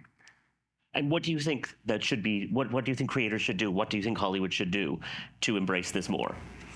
Well, I think they need to know that they have at hand a way of dealing with the problem. I mean, people like Joel are aware enough that they are fully cognizant of what they can do. But I can tell you an awful lot of showrunners and screenwriters think, well, it's a giant problem, but I can't write preachy shows about getting along. They don't know there's other things they can do to really make an impact. So first is educating our content creation brethren. That's number one. And then number two, just helping them understand the small changes they can make that have enormous downstream effects. Give examples of those, practically. Practically. I think we talked about it a little bit, showing multidimensional characters, showing characters that have heated disagreements, but don't end in a hated place and don't consider each other all this or all that. These are very small things, showing the characters that have more things in common. We did one on our show where a Muslim family moves down the street and the Roseanne character, this is pre-Connors, this was before she blew herself up with the tweet. She was suspicious of the Muslim family that moved in down the street. And it wasn't until she ran into the wife in the grocery store, and they were both using their EBT cards, and the Muslim wife was trying to buy a roasted chicken, and you couldn't buy prepared food with an EBT card. And they suddenly realized, oh, the fact that we're both poor draws us together a lot more than the fact that we might have a different religion or other kinds of culture. We have more in common than we have apart. Showing that can be a very powerful thing because we don't focus on that. So as screenwriters, when you focus on that, it can be an eye-opening moment. What gives you hope? Well, the writer's strike is over. Yeah. And that's no small thing, because 2 weeks ago, it seemed like we were locked in an epic battle that some saw as a battle between good and evil. And it felt like it just couldn't be, it was a bridge that simply couldn't be crossed. And finally, people sat down and talked through their differences and figured out working solutions. And, you know, a bunch of us here are involved with another organization, It Starts With Us, and that was started by our friend Daniel Lebetsky. You're involved as well. And, you know, I worked with Daniel years ago when he was starting another organization called One Voice, where we were focused on trying to bridge the divides in the Middle East. And if there's one thing I learned there, it's that you achieve nothing by focusing on past injustice. You achieve nothing by talking about what was done. If you want to make a difference today, you focus on working solutions. You focus on listening, and you open your heart to the fact that you may not be right.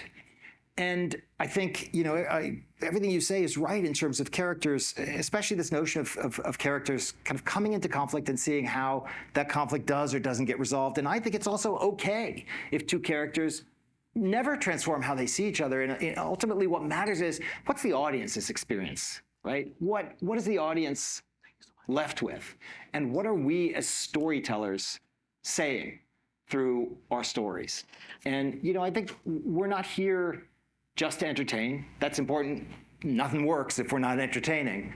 But, you know what, it's in its greatest moments, the reason to do what we do is that it can transform. It can nudge things just a little bit. It can move people. And so you hope that you're you're moving them in the right place, in the right way. And in some ways, in a world that is work from home, that is more isolated, that is more individualized on your screen, some of the normal social interactions of workplaces only take place on screens. Yeah. That we were talking earlier about how it's so hard to have pre-production through Zoom. I mean, sitting there, everyone's sort of looking at the wall and someone coming up with an idea. It's so hard to do when everyone's just sitting there. And the partial attention where you're watching someone's eyes and you're like, you're not even listening right now. You're reading an email. And people who wear glasses should know this, that we can see what you're really looking at. And it's amazing to me that in this world of Zoom, people don't know that I can see that things are going across your eyes. But in a world of partial attention where people don't go into office places, one of the last places to model this is in scripted, unscripted situations where people are brought together. And so it's an almost a bigger responsibility because you're modeling a social life that has somewhat disappeared and has become more and more isolated. Talk a bit about that. It's a great point. Jonathan Haidt, who you saw on the video package, has written pretty extensively about this, that we have generations that don't have good conflict resolution skills for a variety of reasons. And I think we have to model that as well, that it's okay to feel uncomfortable. It's okay to have somebody you disagree with, get in a conversation, feel that that person's maybe never going to agree with you, continue it, and feel, and discomfort's okay. Discomfort is the price for democracy and free speech. And the price of being human. And the price of being human. And it's okay to shake hands and say, agree to disagree, you know, or to find, if you have to accomplish something together, that common ground that you can do it on to resolve the conflict. But we have a chunk of our country that doesn't have those skills yet. So showing those skills in our mass media is kind of important. Yeah, or showing the result of not having those skills is equally can be equally powerful. Sure. We have a few minutes left. I would love to hear from you both sort of what you're working on now, if you could, with whatever you can share, that is trying to put some more hope, connection out there. Oh gosh. Well, I'm continuing to do The Connors. We're going into our 6th season, and we always try to do stories on that show that really highlight these disagreements that we have and show the kind of conversation that we can have.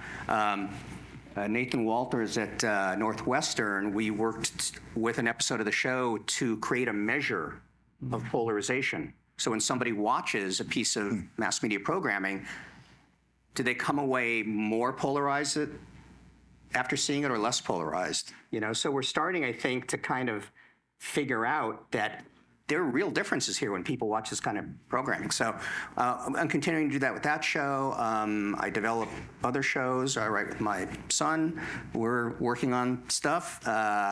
And we always have in mind these kinds of social questions of how we move forward from where we are now. So it's baked into everything we do. I also think the intergenerational friendships, intergenerational connections in storytelling is so key, that every generation feels so isolated. And whenever you bring these intergenerational, it's something we do in the East, it's a win-win for everybody. So I love that you're creating together.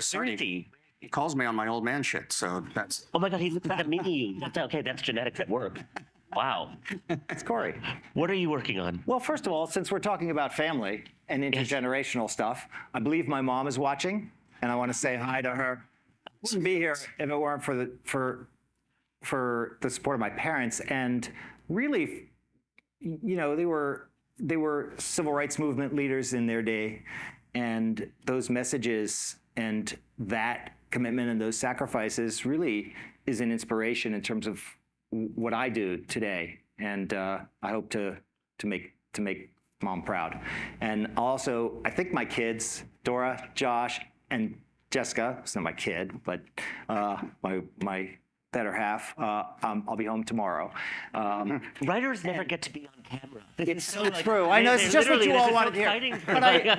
But here's what, it's so true. But, and you can't, unfortunately, you would normally just edit that out. I would.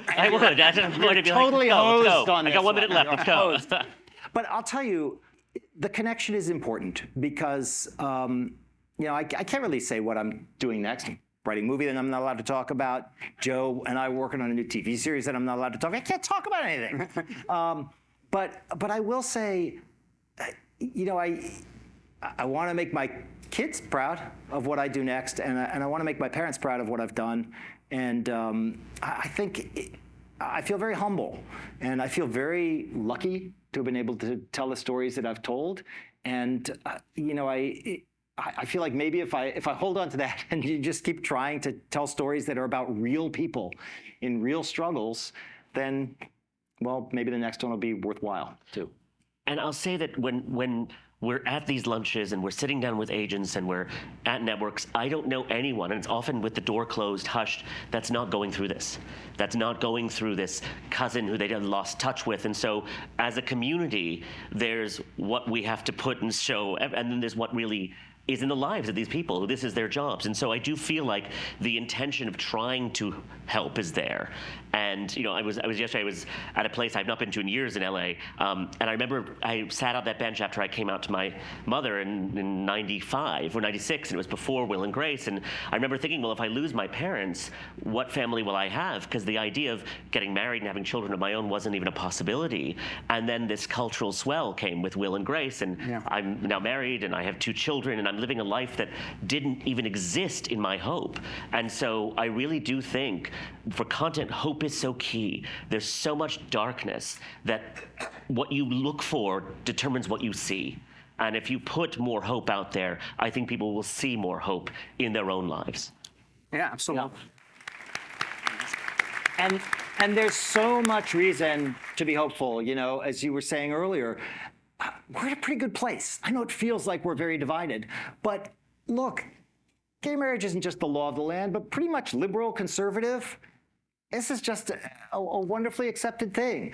In my mosque too, even when I have the same sex. Yeah. I go to religious classes with my kids. I drop them off at the mosque. No one cares. It's such a change. We are actually much, much closer, much less divided than what is amplified would let us to believe. And I think that's important to hold on to as well. And what unites us as we let go of these petty differences, the thing that unites us is our common human struggle. And fortunately for us as storytellers, that'll always be there, and that's always what's interesting to watch. Always. Okay, end of time, roll credits. We're good.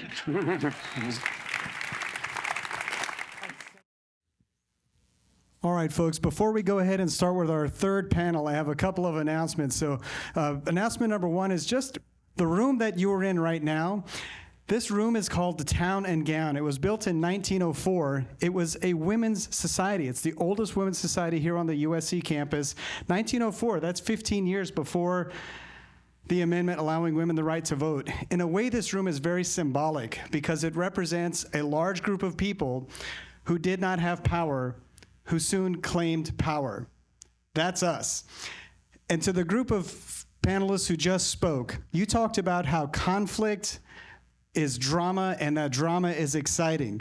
You know what else is exciting? The total agreement that all of us have with the stories that you've been sharing. So that agreement I also find very exciting. What I want to do right now is to acknowledge and thank some of the sponsors that have made today's event happen. This event has been in the planning for months. It's a big deal event. It's hard to have an inaugural event, and we're doing it, and it feels great. So I do want to thank the supporting partners to have made this happen, and there's so many, so I have to read it. I do want to thank the Center for Media and Social Impact, the Civic Health Project, the Einhorn Collaborative, Essential Partners, the Impact Guild, the International Documentary Association, Iron Light Labs, the Listen First Project, the USC Political Union, a chapter of Bridge USA, the USC Political Assembly, More Productions, MTV Entertainment Studios, One America Movement, Participant Media, Pathos Labs, Represent Us, Resetting the Table, Ritual Arts, Search for Common Ground, Stand Together, Starts With Us, Unite, the Vanderbilt Project on Unity and Democracy, And lastly, but not leastly, the American Democracy Summit. Thank you to all of those sponsors for making this event happen. We're so grateful to you. That's right, they deserve it. Well deserved, you guys. Thank you very much. So now we're going to have panel 3, and I'd like to invite the panelists and our moderator, Joe Jensen from the mighty Ironlight Labs, to lead us in conversation for what's going to be another amazing panel. Thank you. I'm Joe Jensen. I'm on the Advisory Council for Bell, and I'm president of Ironlight Labs.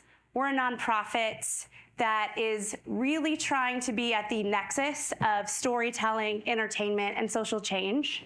So our vision is a world without limitations on human potential. And our goal is to tell 10,000 stories to change 1,000 laws. And I've been so inspired and energized, hopeful by today's conversation. I came in from Denver.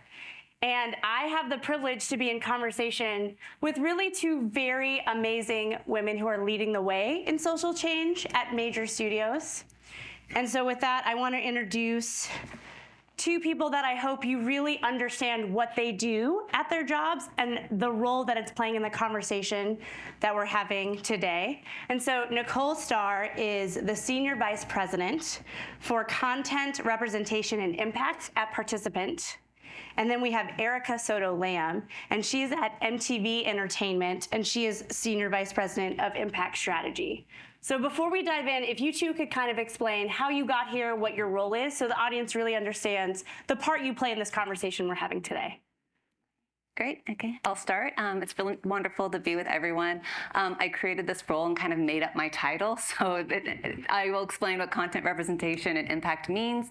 First, I'll say I've worked at Participant for 10 years now. We are a leading entertainment company creating feature films, documentaries, and TV series, all with the mission to compel and inspire social change.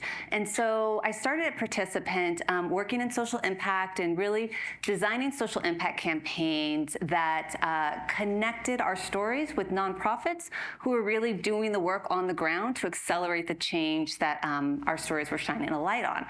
And then about a year ago, I moved into this new role, which really allows me to apply a lens of impact and issue-based insight into the very beginning of our development process. So instead of just working on the back end and on the campaigns, we're really thinking intentionally about the impact of our stories as we're bringing them into the participant world.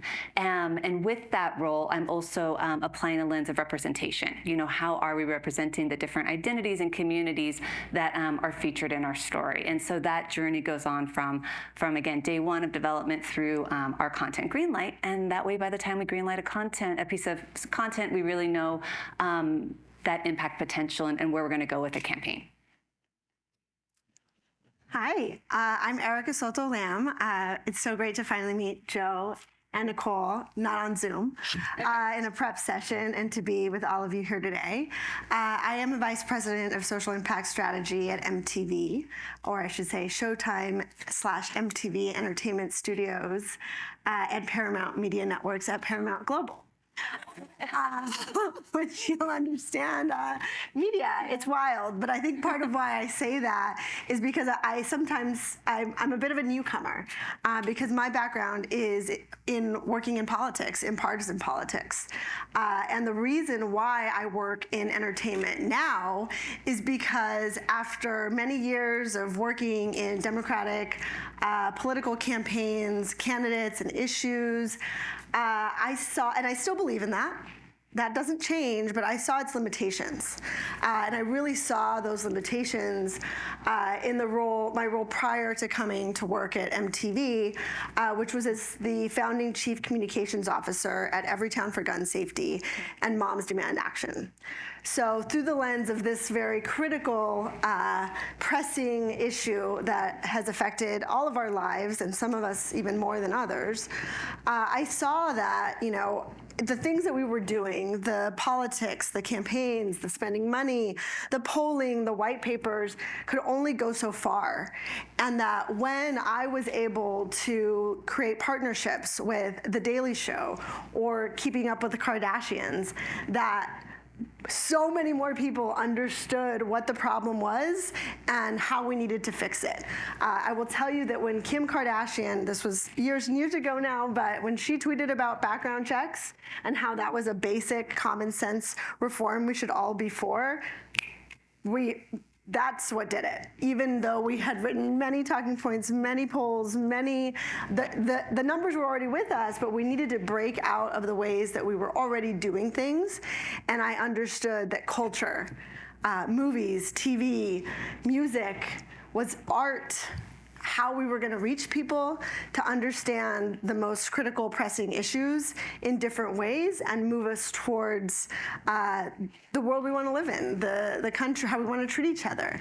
And so I left Everytown. I started to work for, known people. Chad is here if you all know him. There are many generations of MTV social impact, pro-social people, because it's a brand and a company that has been working on this going back to Choose or Lose, Rock the Vote. We've been talking about nonpartisan youth voter engagement for decades, and so I get to stand on the shoulders of those giants who really began that work, and also figure out what's the new way, what's the new frontier for how we can go beyond just entertaining our audience and move them towards action on social issues. Very well said. So Nicole, can you let folks know why you do this work and how you see the unique power of storytelling being used at this moment in America? Yeah, absolutely. First, I'm going to give a shout out to Chad as well. He's like the first person that hired me at Participant, so I appreciate that. I do this work because it is just who I am. It's a part of me. From really early on when I was a kid, I lived in a small town. I grew up in Bakersfield. There's literally nothing to do. So I spent all my time at the movie theater. And I loved the experience of seeing movies. And really, as we were talking about earlier today, being transported, to places I'd never been before. And I was just hooked. But I also realized very early on the power of stories to really shape the way we see the world, the way we see each other. Sometimes you meet people through a story you've never met before in real life, and there's real power to that. And so I knew early on that I wanted to be a part of creating stories that had an impact on the world. And so that's really what drew me to Participant. And I would say that, the power of story right now in this moment is really so critical, because it is such a accessible, safe way to really open our minds and our hearts to things that we just may be struggling with, or may not even, be thinking about, and just sort of really helps us understand something better. But it also really creates community and brings us together. And there are just so many universal takeaways we can have in a film that apply to our own life. And I think as I think about different films that moved me, and also just sort of this moment in time, one of the first films I saw that was a Participant film was before I started. It was called Waiting for Superman. And it was just this beautiful documentary about this journey of children and them going through the education system. And I mean, I fell in love with these kids. I fell in love with these families. I was rooting for them. And I still remember the feeling I had at the end of the movie when they were going through the charter school lottery system. And it's like, is their number going to be drawn? What's going to happen? And I was just so invested, and it really opened my mind. I didn't really have, I don't think I had kids at the time, and I wasn't really even thinking about education, for students for my own children. But after I shared that was such a great film, I love that so much, some people were like, oh yeah, well, that was a pretty conservative film, it's supporting charter schools. And I didn't even think about the political implications of it. For me, it transcended politics, and it also helped me understand different perspectives and different solutions on how to solve a problem that we all care about very, very much, and that being, the education of our children. And so for me, that just really moved me. And I think about that film a lot, and Participant has continued to really tell stories about education. And we have an amazing movie coming out next month called Radical, which premiered at Sundance earlier this year. and it is about 6th grade students in Mexico, in a border town in Mexico. It's based on a true story, and it's based on their incredible teacher, but it really focuses on the divide between potential and opportunity. And, you get brought into the story in such a beautiful way. And I think the universal takeaways are the same. Like, we all want, the best opportunities for our children. And that campaign and that work is inspiring the creation of something called the Radical Fund that we're working on with Hispanics in Philanthropy. And it's going to give grants to several different organizations that are working in service of Latino students here in the U.S., focused on STEM or leadership or other, aspects of their academic progress. But it's just really, I think, wonderful right now to use stories to bring us together to actually accelerate positive change and have that shared community. Yeah, and I'm just not, because I'm a conservative, and so waiting for Superman for me was like a lightning rod to talk to all my friends about opportunities in education, whether they wanted to have that conversation or not. We could all sit down and watch that movie together. So it's amazing you brought that example up. Erica, I want to get you in here and help people understand how a studio like MTV and all the other ones you represent, what's your green light process? How do you pick what stories to tell, whose stories to tell? Yeah, well, I think an important clarification is that I'm not on the development team. And I think that's actually, I would someday would love to have done that, but that wasn't my aspiration. I think I'm in a role that is rarer in media companies, but that I think we should have more of, people who think about how do we go beyond the content and the story to move people towards action on social issues.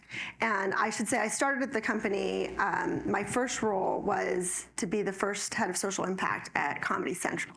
So I was thinking first and foremost about our comedy shows and talent, and really found that to be an important way to help bridge divides.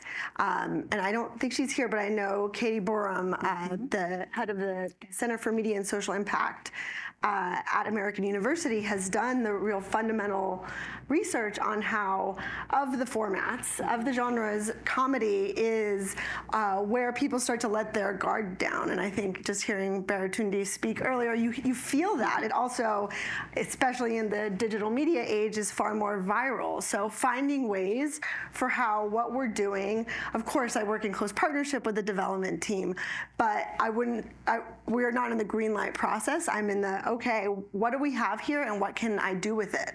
And something that's exciting about working for a company with many brands, we serve a really diverse group of audiences, right? Like, I'm sometimes thinking with my Comedy Central hat on, and sometimes thinking MTV, and sometimes Paramount Network. So that can be like Yellowstone to RuPaul's Drag Race.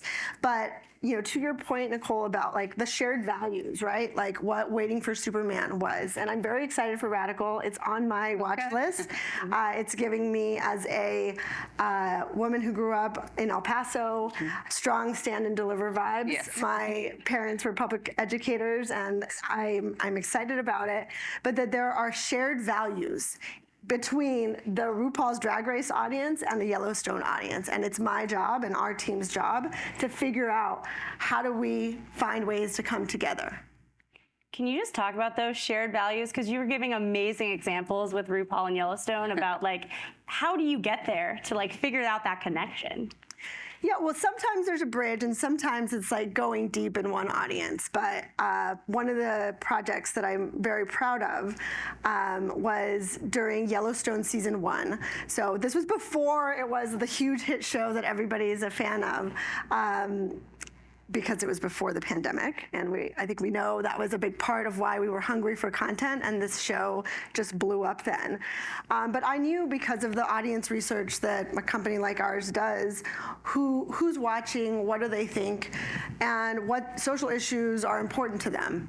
And looking at that data, I understood, oh, okay, this is an opportunity for us to build a bridge of understanding with regard to how climate is changing. But to do it in a way that, it's a said too many times, but to meet people where they are. And so I knew if people are watching this show with these beautiful landscapes, that in partnering with one of the stars of the show, Ian Bowen, to tell a mini doc digital story about what changes are happening to the environment, the weather, the plants, the animal life, through they're fans of the show, of this star and the Yellowstone Park Rangers, that we might begin to process that issue in a different way than we often do when we're in our like siloed media environments. But finding ways in to find common connection about, I think, something we all care about, having a safe world and working towards a healthy environment is a starting point. That's great. And Nicole, when you're strategizing around social impact, what, if any, role does America's current partisan divide play into that?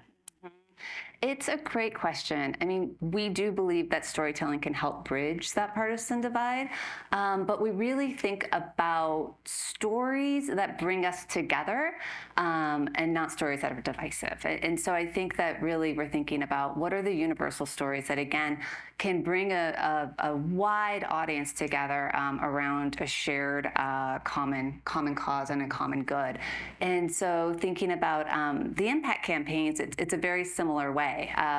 We think about who are the champions of this issue, who are the people that are going to want to really see themselves in the story, but also elevate this story and create change around those issues. And so that can be nonprofit leaders, activists, politicians who see the story as being able to accelerate their work, and just other leaders that are really seeing that opportunity to build coalition and to build unity and come together. And I think, Ibu was saying earlier today, when you see a story about progress, you're going to be more inspired to create change around it.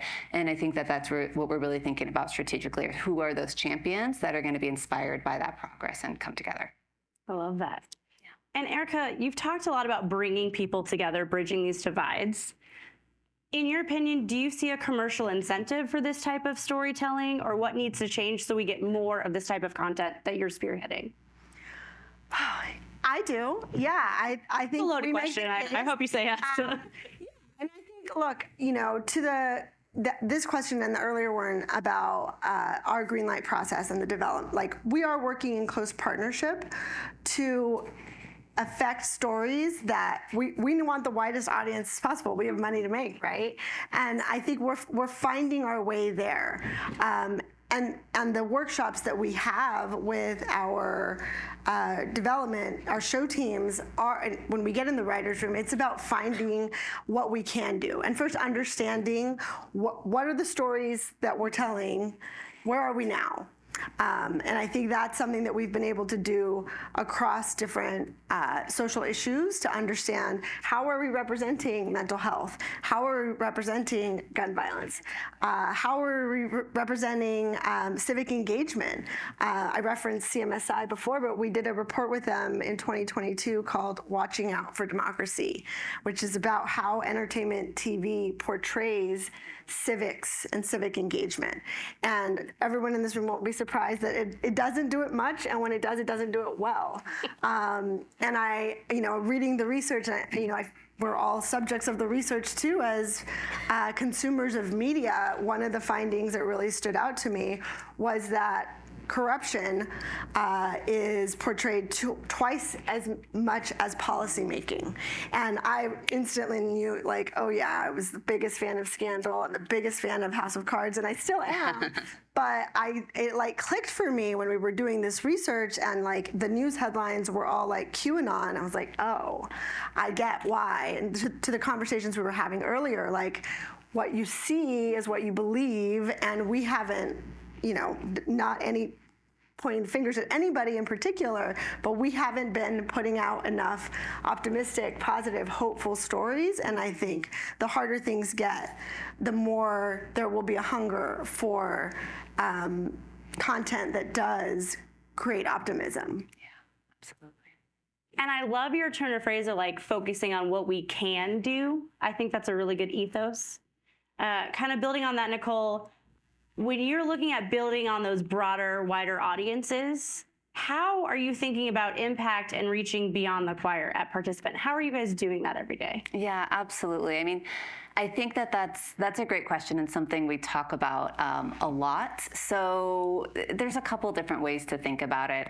One is that we do work with distributors. We sell our content to distributors who are going to use the films to reach the widest audience as possible, just like we talked about. So that could be our major platform streamers, that could be Warner Brothers, Paramount, lots of people. And, basically, when we tell a story that is about the human condition and the human experience, and it's about something where you can see yourself in that story, it's going to resonate with a very, very wide audience. And then what we do at Participant is we think about, okay, of that massive audience, who is really the impact audience that is also going to be able to see and champion that work. And so I would say, some examples of that would be, there's so many, but like one film we have is Roma, which was really about a domestic worker in Mexico in the 1970s. And that story really told the story of 60 million different domestic workers who are working without worker rights. And so we really thought about how do we build a coalition of people who care about that issue to really support that work. And that film really let this kind of sparked a cultural moment where people saw the change that needed to happen, and were able to really come together to actually move legislation on that issue. Wow.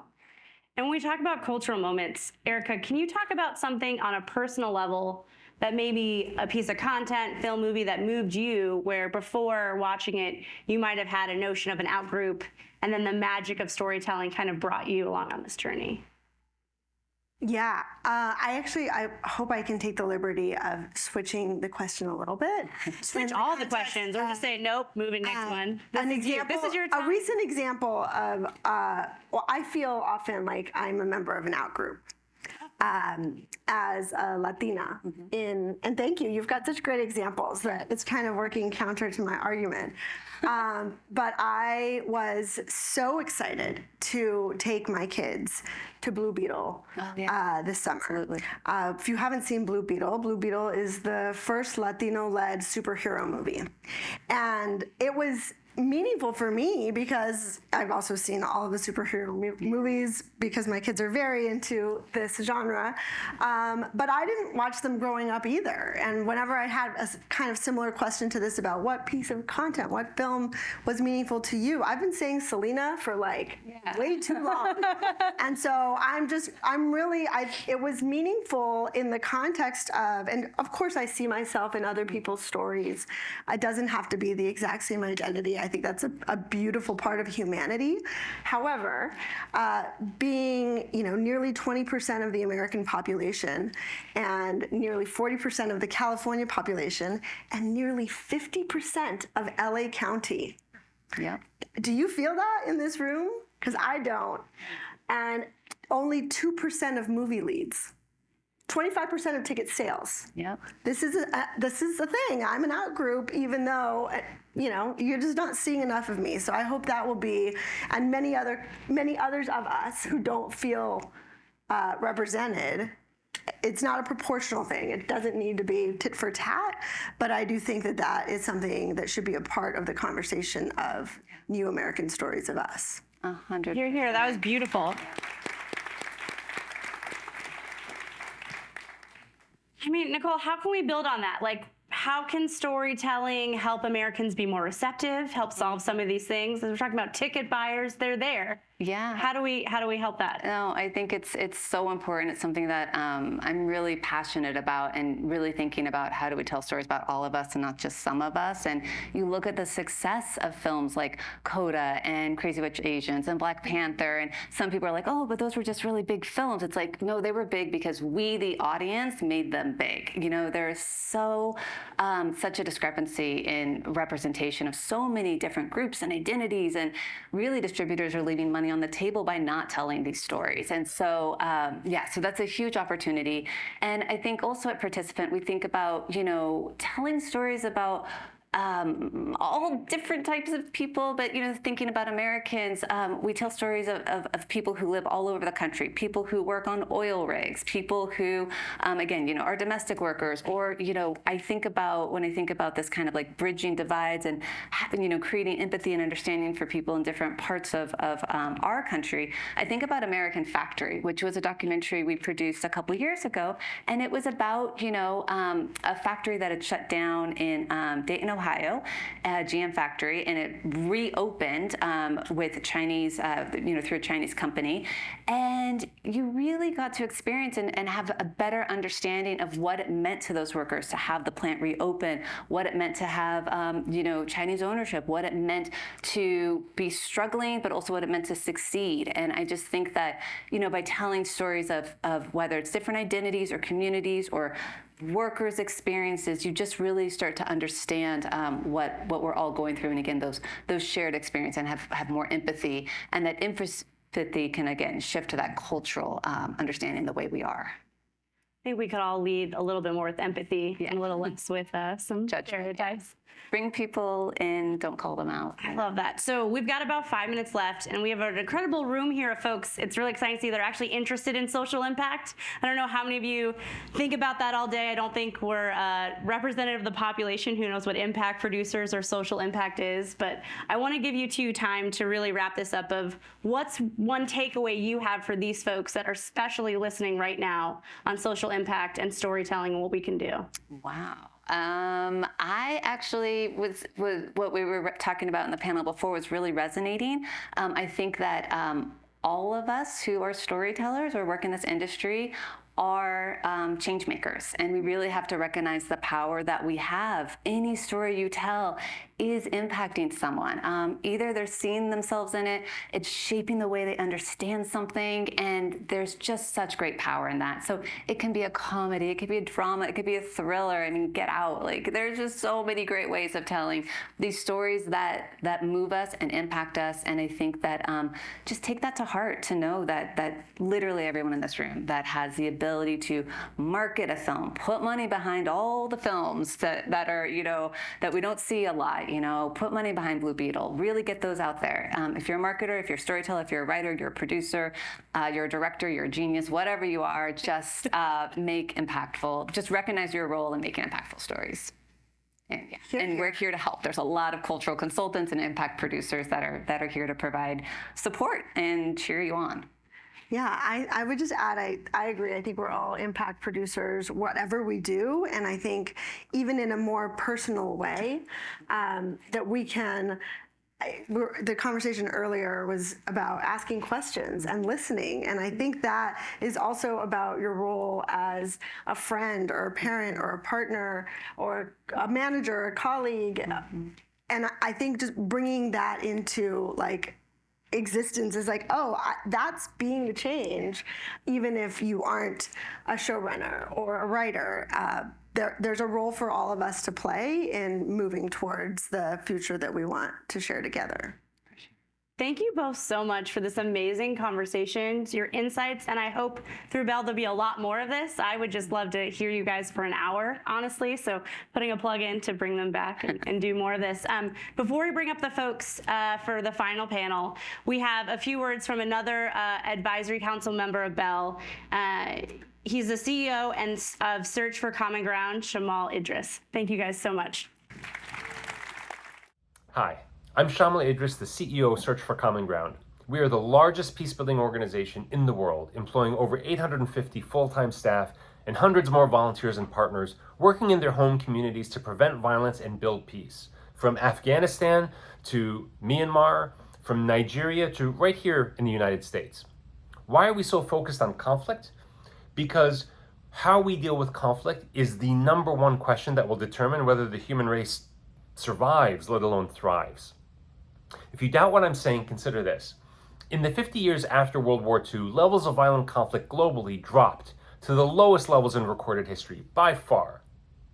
Over the last 20 years, we've seen those levels of violent conflict increasing. So much so that if you gave $1 to a humanitarian organization 20 years ago, 80 cents of that dollar would have gone to victims of natural disasters. Today, over 80 cents for every dollar will have to go to victims of violent conflict.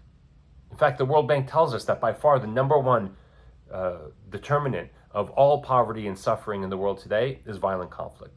And even here in the United States, where we're not dealing with a civil war situation, every one of you knows that we're feeling heightened levels of conflict and confrontation, fear and violence than we've seen for decades in this country, if ever before, right?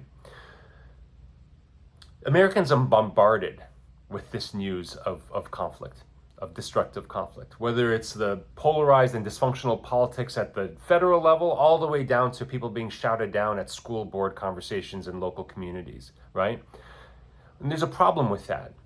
We're so bombarded with this narrative in our media and our news media and our dramatic media and our social media feeds that we've actually come to believe some things that just aren't true. It's study after study has shown that Republicans and Democrats far overestimate the number of people on the other side of the aisle who hold extreme views, and far overestimate just how extreme those views are. And we far underestimate just how much common ground we actually have between us, right? The good news is, just as media can amplify that kind of fear and hatred and distrust of one another, media can also have an incredibly peace-building, powerful impact.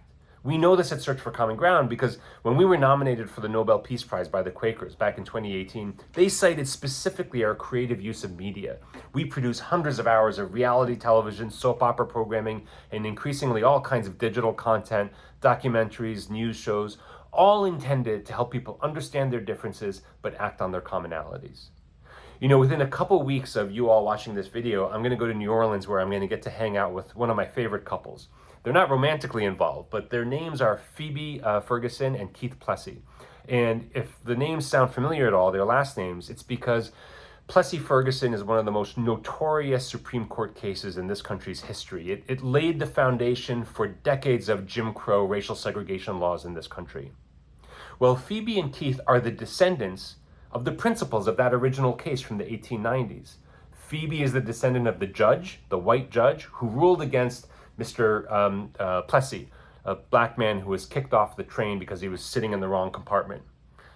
Well, Phoebe and Keith are the descendants of those two people, and they found each other in New Orleans, not far from where that original case was decided. They befriended one another across their racial dividing lines, and they formed a foundation, the Plessy-Ferguson Foundation, that's doing incredible work to foster racial reconciliation, to uncover our past, but in a way that can bring us together. In fact, their whole mantra is that they want to turn Plessy v. Ferguson, the Supreme Court, into Plessy and Ferguson, to rewrite a different kind of history of racial reconciliation and unification in this country. I want to see that story in the media. I want to see that documentary made. I'd like to see content that's co-produced across racial, political, and other dividing lines in this country. I'd like to see dramatic media. I'd like to see all kinds of things come out of a creative community, you all there, that frankly, every one of you is more creative than I am. And what I really mainly want to say to you is, I don't think you can overestimate, quite honestly, the powerful impact that you can have through narrative storytelling. We have seen this in some of the most divisive and disastrous conflict zones in the world, and we're already seeing this here in the United States. Media can really amplify divisions, fuel fear, and therefore sow the divisions of hatred and even violence. But media can also unite people and can draw a picture of how we can actually live together across our differences and not only survive, but thrive. I can't congratulate you enough at Bridge Entertainment Labs for getting launched. I can't congratulate you enough for recruiting somebody like Stephen Olakar to lead this effort. Stephen's a good friend and I respect him like crazy. He's the right person to do this. And all of you in the creative community are the right people to pitch in and help. More power to you. Take care. Hi, everybody. My name's Alex Cohen. I'm a member of the media. I feel like I'm outing myself at an AA meeting and an event like today. I'm the political anchor at Spectrum News One. So if you have Spectrum Cable, you probably see me all the time. If you don't, you probably have no idea who I am, and that's okay. Because it's really about the two gentlemen we have here on this stage. I know that we got to hear a little bit from you, Stephen, earlier today. So, Mike, we're going to jump into it because we're a little short on fun time. There are so many ways in which the world of media and politics is intersected in your life. Maybe just give us a couple bullet points so that anybody here who does not know the brilliant political mind that you are can get a better sense of it. Well, I'm very good at writing my own introduction, clearly. That was, and my mom couldn't have done a better job. Thank you, and thank you all for being here. I'm a conservative Republican, so I'm angry, and I'm a writer in Hollywood, so I'm bitter. So I can hardly wait to discuss this stuff. I've worked in practical politics my whole career on the media and messaging side. I was chief strategist for John McCain on the Straight Talk Express once upon a time for Governor Arnold Schwarzenegger here in California, Jeb Bush, Mitt Romney, a lot of the Republican governors and senators over more than 35 years. So I came out here to run Arnold's campaign, and I've been selling creativity to politics, so I stayed around and have kind of dabbled in that. Still do a lot of messaging work in politics. I'm one of the leaders of the Trump-hating small but elite wing of the Republican Party. And Stephen, we got to hear a little bit about your career and path earlier today, but maybe an example or two from you about when media and politics is intersected in your life. Well, my first gig before I even got into politics was in the media. I was a radio DJ for a local station in Milwaukee. I was a music DJ, but very community oriented, and so we would engage with a number of local causes. And that was the first kernel of inspiration to see how media, entertainment, music, and key social and political issues can converge. And then I went on this journey for about a decade running the Millennial Action Project, which grew to be the largest organization of young elected officials in the country, bipartisan, really cross-partisan, people working at the congressional and state level. We founded the first ever caucus of young members of Congress that brought together young Democrats and Republicans, and were during that time able to pass over 32 bipartisan bills through Congress, including one that I was particularly proud of was the first bipartisan gun violence prevention bill in over a generation, but also hundreds of bills at the state level, including on issues like criminal justice reform. And one moment that I think exemplifies this connection is we had the chance to partner with a film called Just Mercy, starring Michael B. Jordan. And it sounds like a number of you have seen that film. And they created an impact campaign out of it to try and translate the issues of that film around criminal justice reform into concrete legislative action. So we partnered with them on this, did a number of activation events with our young legislators around the country.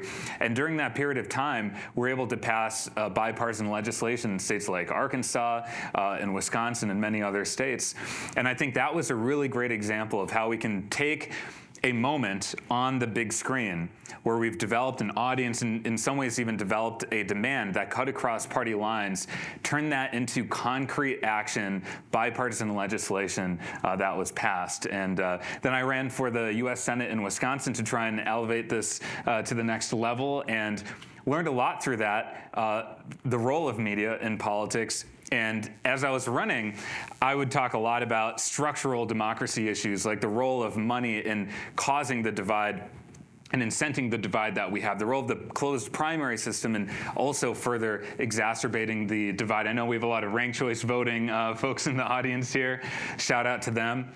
But I also realized that media is a democracy reform issue too, and that was partly what brought me to this conversation today. You say the word bipartisan. It's very refreshing to hear, especially as we careen towards what I'm pretty sure is going to be yet another government shutdown. We've been hearing a lot about political divisiveness this afternoon, and I'd like us to kind of roll back a little bit and hear from both of you. And Mike, let's start with you. What do you think is at the foundation of the divided America we see today? What's driving it, and what role might media play in that? That's a great question. It is not easy to answer. It is a complicated formula of many things. Everything from the decline of real wages, when people feel economic pain, they lose trust in institutions, to a pop culture that is often about conflict. I can't walk by a Housewives that fill in the blank and not see an adult throwing a wine glass at somebody.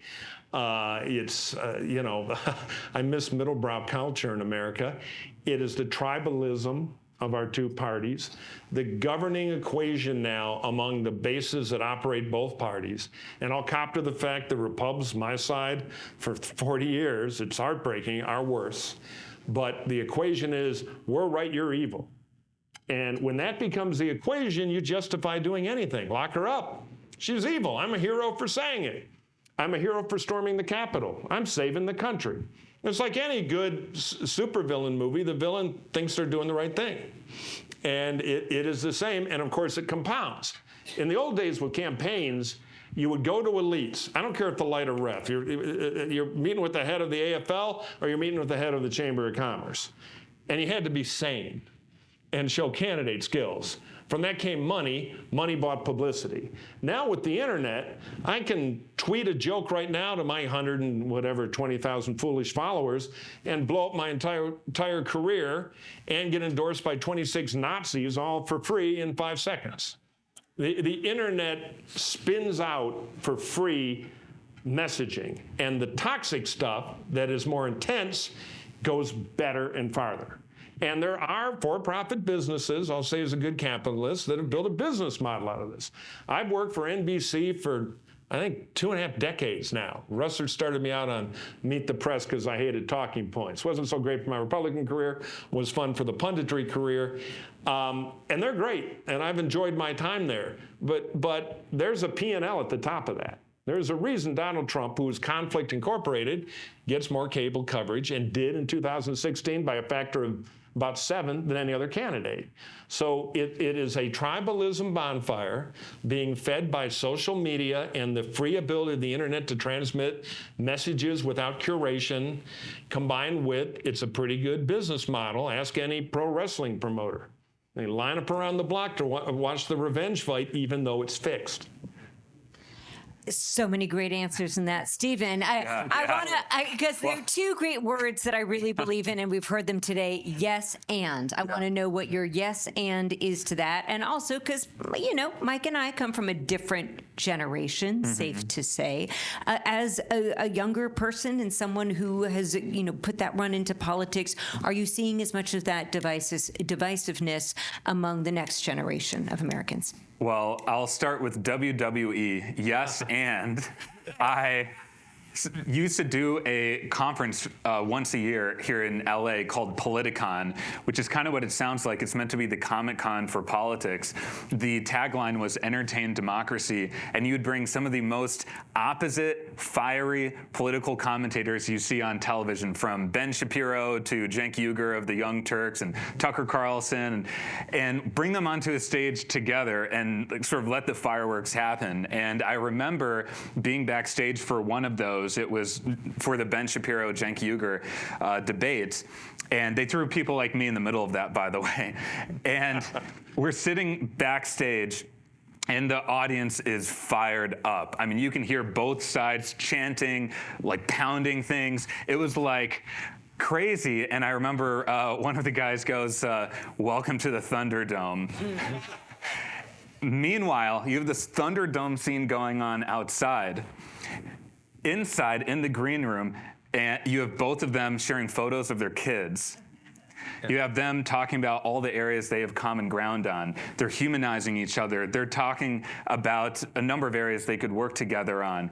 And I thought that was just a beautiful contrast, a beautiful contradiction, that we're getting ready for the Thunderdome, and we have these 2 opposite commentators essentially having an inclusive conversation and a respectful one. Then we go outside, and people are definitely fired up. But I did see an opportunity to create something that was both entertaining and informative and humanizing at the same time. And I think we were able to accomplish that. So I think what's really going on here is, and I think, Mike, you spoke to this a bit with the incentives. I've worked with a lot of elected leaders who, in private, are extremely cordial, respectful, really thoughtful, actually. Some of the biggest firebrands you see on TV are actually some of the most thoughtful people in private. And then you put in a TV camera, and it's like, they just go wild. And so what's really going on there? Why would you show up that differently? privately versus publicly. And it gets to this mixed set of incentives that we're talking about here, the money, media, industrial complex, that's a multi-billion-dollar industry. Why do politicians have to talk like this? Because they have an insatiable and unlimited demand to be constantly raising money. Well, what's the easiest way to raise money? By stoking fear and division in the American public.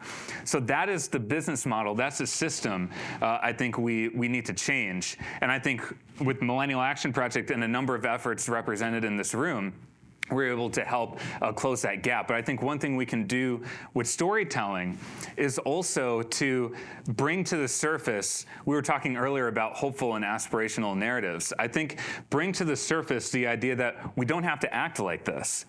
Because at the grassroots level, when you talk with voters, I think you see that voters I saw this on the campaign trail all the time, where voters, they're taking cues by the media that they're hearing and consuming, but then when you get deeper and you have the real conversation, they kind of go, wait, why are we talking like this? Why is there so much vitriol? And you realize that there is so much more that we can agree on and so much more that we can do together when you have the real conversation and you're talking with each other instead of talking past each other.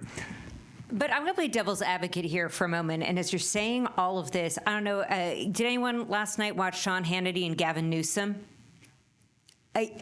I'm sorry, y'all. It was great frickin' television. Yeah. I was like hooked. And you've got two smart guys, two very different perspectives going at each other. If they were agreeing and seeing eye to eye, are you going to get that same kind of viewership? So how do you kind of unwind this division? How do you use media to get to that kind of place? Because, I'm hearing boring, tell me I'm wrong.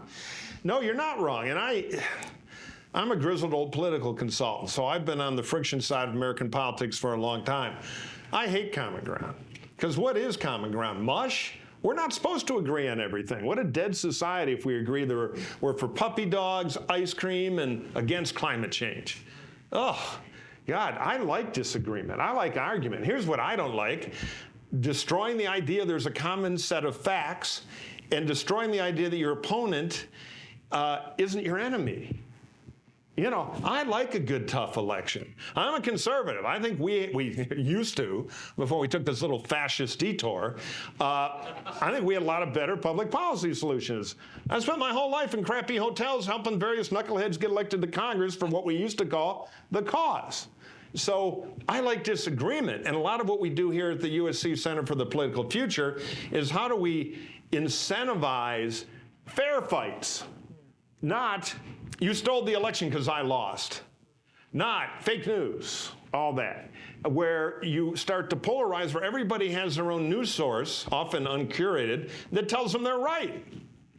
And the first thing, if you look at the history of authoritarian governments, they do is destroy objective news. The first thing. Once you have a common set of facts and you've destroyed that, then what happens? People get scared. And what do people do when they're scared? They go tribal. So I'm not for Candyland, happy together for the sake of together, but I am for having a spirited public debate with rules of fairness and mutual respect. We never have had it totally in America. We tend to romanticize the past a little, but we've run off the rails now. And that has created a climate. I'll finish up with candidates now, and Trump really invented this, but invention has imitators in politics, has taken away shame. Shame used to be a great magnetic field to keep people in line who are often ruled by their own insecurities, great talents, and ambition. Richard Nixon had shame. He's Gandhi compared to what we're dealing with now. He resigned. A couple of grown-ups told him, knew it was right, off he went. Trump just deny and move forward like a mindless shark. And it works for Trump. So guess what? More people are learning it now. And that's why I think it all comes back to pop culture, because pop culture does set political culture now. When a Kardashian runs for president, we'll see the final chapter of this. I'm praying not, but it could happen. I'm the guy who did Schwarzenegger's campaign. That was the first crossover. And to Arnold's credit, he took it really seriously. He didn't call up Sean Hannity for advice. He called up Warren Buffett. But now we have a guy who literally became famous in prime time on NBC by firing Gary Busey for not selling enough snow cones. Gary was paid to pretend to work for him. Parlayed that perception, and in my business, perception is reality, of a can-do, can make it happen outside Washington, not one of the politicians, middle-class rage monster. He'll straighten out D.C. The polling shows number one thing people thought Trump would do in 2016 is get stuff done. And it was all a myth. Cardboard set looked like a boardroom. But it worked because our pop culture accepted it. And so people like to kind of parcel off politics and complain about it. The root causes are bigger. And unless we all want to learn Chinese in the next 20 years, we just need a massive civic awakening, or the politics are going to get worse, not better. I got a footnote, Mike, because you and I were both there. Let us remember that where did Arnold Schwarzenegger declare that he was running for governor? He did it on The Tonight Show with Jay Leno, and even Jay didn't know that that was coming. Right. I did. But Stephen, Yeah. I want to get Yes. your input on, how do, if this has gotten us into this cyclone where it gets more and more and more, and shame has basically evaporated. Right. What are some of the ways that we can undo that? One of, like you mentioned, Mike, the problems run really deep, and this lack of shame in politics is an interesting framing, because I think a lot about who decides to be involved in the first place. And that has a deep connection with culture and the stories we're telling. When you think about the aspirational view, the aspirational culture that came out of the West Wing era, you had a lot of members of my generation who decided to get involved in politics, sometimes for the first time in their life. And that was really special, and that created a certain moment in American politics. Now, I would say more recently, we've been fed at least a decade of cynical political narratives through shows like Veep and Scandal, and most notably House of Cards. And of course, some of those narratives are appealing, but one of the questions I get asked all the time, and Mike, I'm curious if you got asked this, is like your friends who you grew up with, they ask, so is House of Cards, is that how Congress really works? Did you get this question too? Oh, yeah. And how did you answer that? Well, it's funny, I'm so old, I've been doing this a long time. We used to say, you'd see the intern running out crying. And somebody say, what happened? Oh, the candidate threw a ham sandwich at the West Wing kid. Because we always had an idealistic intern who came in and then found out the West Wing had very little to do with what is in politics. Has something to do with what ought to be in politics, though it could have used an evil Democrat and a non-clownish Sergeant Schultz Republican, in my view, which I told him, and I lasted 28 seconds as a consultant. But now you're right that total cynicism. We're going to have them killed. That's what they do on the Spacey show there. Double irony. So yeah. The pop culture informs what they think politics would be. As long as we get the good half and we motivate them into politics, I'm kind of happy. Yeah. But politics is a good dramatic area because it's like everything else humans are involved in. I always tell, should I go into politics as a kid? Sure. You're going to meet the best people you've ever met in your life and the worst people. Absolutely. And just to build on that, I think and by the way, I'll just, on the House of Cards point, the way I've answered that is, short of directly murdering people, a lot of that stuff I have seen, frankly. I've seen it firsthand, and I've seen those rooms, and I'm sure you have too. The difference, though, is that's not all that's going on. Right. There are other things happening at the same time. So it's just a choice of which stories are we going to elevate. And to sort of combat this idea that the more aspirational view of politics can't be sexy and appealing, it's exactly what you said, Mike, that the practice of politics is one that is deeply personal, it's emotional, it's character testing, it's challenging your core ethics. That's the stuff of good stories, and how you navigate all of those corrupting influences, how you navigate that sense of right versus wrong when it's never a clear right versus wrong, and where do you decide to compromise, and where do you decide to stick to your guns? that's good stuff. That's good content, and politics happens to be a discipline that sort of brings that out. So I just think it's a question of which stories we're choosing to tell. Yeah, I used to ask candidates, they'd always, especially new ones, damn it, I'm not going to sell out. I'm never going to ask you to sell out, but I do need to know your rental price. Because I got to get you through an election. And one thing candidates have in common of both parties, they are damn scared and somewhat hateful of the voters. Because individually, you're all great. Put you together in a herd, you can act like locusts. And the first thing you learn in elected politics is careful, because the Jimmy Stewart speech doesn't work. And we buried a lot of good polls who tried it. Right. I was thinking of you last night, Mike, before the debate that happened last night in Simi Valley. Doug Burgum posted a picture as he was walking into his dressing room with the Ted Lasso "Believe" up on the door, which I think he needed for motivation last night. And we were talking about the fact that a show like Ted Lasso hitting when it's hit, great writing helps, great casting helps, all that stuff. But there's also the role of the audience, which I'd like to talk a little bit about too, because without the right people to watch at the right time and what we hanker for and when, and I'm going to guide you here specifically, Mike, to tell us a little bit about the experience that you had with CBS and a political drama that you worked on called Ways and Means, starring Patrick Dempsey, and kind of tension, drama, timing. How does all that factor in? Well, first of all, I love CBS. I love their legal team particularly.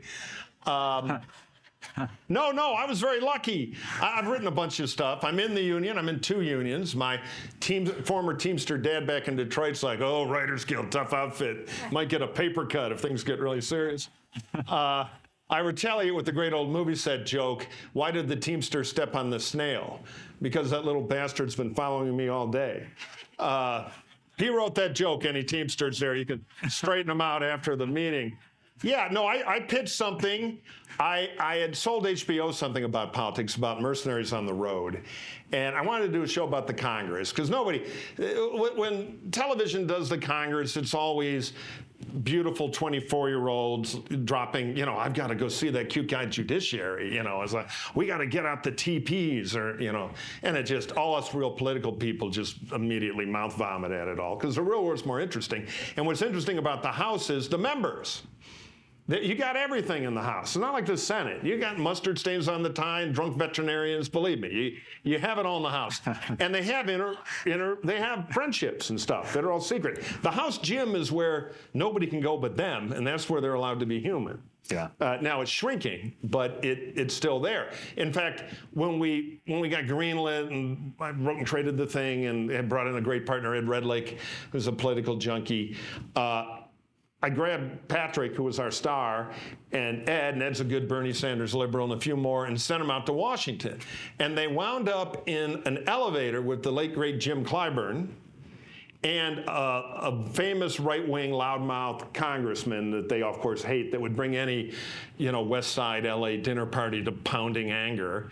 And they're like, oh my God, how can they stand to be? And they're like, hey, you going to the thing tomorrow? I'll give you a ride. They couldn't believe it. My God, they're friends. This is pro wrestling. But that was the theory of the show. It was a cynical world where a little hope breaks out, and who knows what could happen. It was Lasso-esque. And I was of the theory then, which it's not on the air, so you know how this story ends. But if you study the Great Depression, the most popular movies were often the ballroom comedies. They were not, I'm starving to death today. So people reach in storytelling often to the opposite. So I thought a political show about cynics starting to remember why they got into this, sparked by a series of mistakes, would be fun. And, it was a great experience. We came close. January 6th basically paralyzed any idea of a politically oriented show on mass TV. It was already a stretch for CBS because we weren't solving a crime in the first 7 minutes. I love them, don't sue me, but try to convict me on that sentence. So anyway, it was a good experience, but there were a lot of people in CBS who loved the idea about being a show that was a little aspirational about politics. So, and I got to give a lot of credit to Brother Nevis at the top, who kind of made it happen because it was outside their normal comfort zone. We just have a minute left, so I want to end on a hopefully optimistic note. If there were the TV show or the film that hasn't been made yet that you feel like would get us on that track to where we want to be, what would it look like, Stephen? Well, I was just at Millennial Action Project's annual summit, which is called the Future Summit recently, which is a group of state legislators coming together. And those moments are really special because state legislatures don't get as much attention in the national news, but you're seeing a lot more legislative action happening, a lot more constructive areas of policy happening. And one of the legislators really kind of pulled my ear on this. He just said, you know, there's been shows about federal government, there have been shows about local government, as in Parks and Rec. We haven't had that one show about state governments yet. And I can tell you, all the drama, all the incestuous relationships, all the things you would want in the show are happening at that level. But the good news is to kind of add the hopeful element to this is that you really can show how through all of these crazy influences and forces in politics that you can ultimately get an idea from a constituent, bring it to your colleagues in the state house or state senate. Maybe you met, I think the gym is a great place actually where a number of people do meet, or happy hour or whatever that is. You actually built a bond. Sometimes you're on the opposite side of the spectrum entirely, but then you decide to co-sponsor a piece of legislation. And I'll just share one example of this. In Wisconsin, there was a movement to do something about sign language interpreters and to support the disability rights community.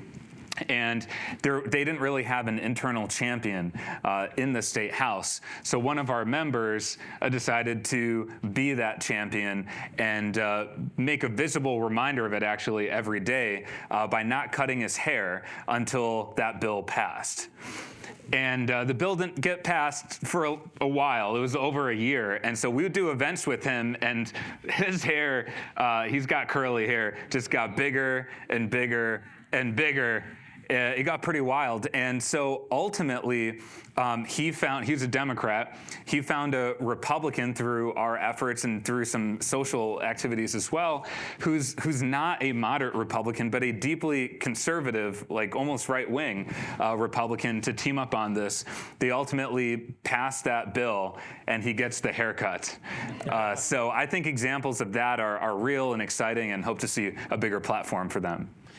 Yeah, the secret is most of them were like class president or chief Rotarian. They want to be friends, but they have staff, fight, fight, fight. Here's what he said about you on Twitter. He did, and some other 20-year-old staffer wrote the tweet. And so it was, our big thing was these two guys, one had risen to Republican leadership, one to Democratic, started out as young freshmen, were secretly best friends. But they fight on cable TV and call each other names all the time. So a kook shoots his best friend on the streets in front of the Capitol and breaks his life, and off we go to try to do something. I'd love to. I hate remakes because they ruin the movie, but there are two things. One is The Great McGinty was a wonderful political movie, a Preston Sturges picture.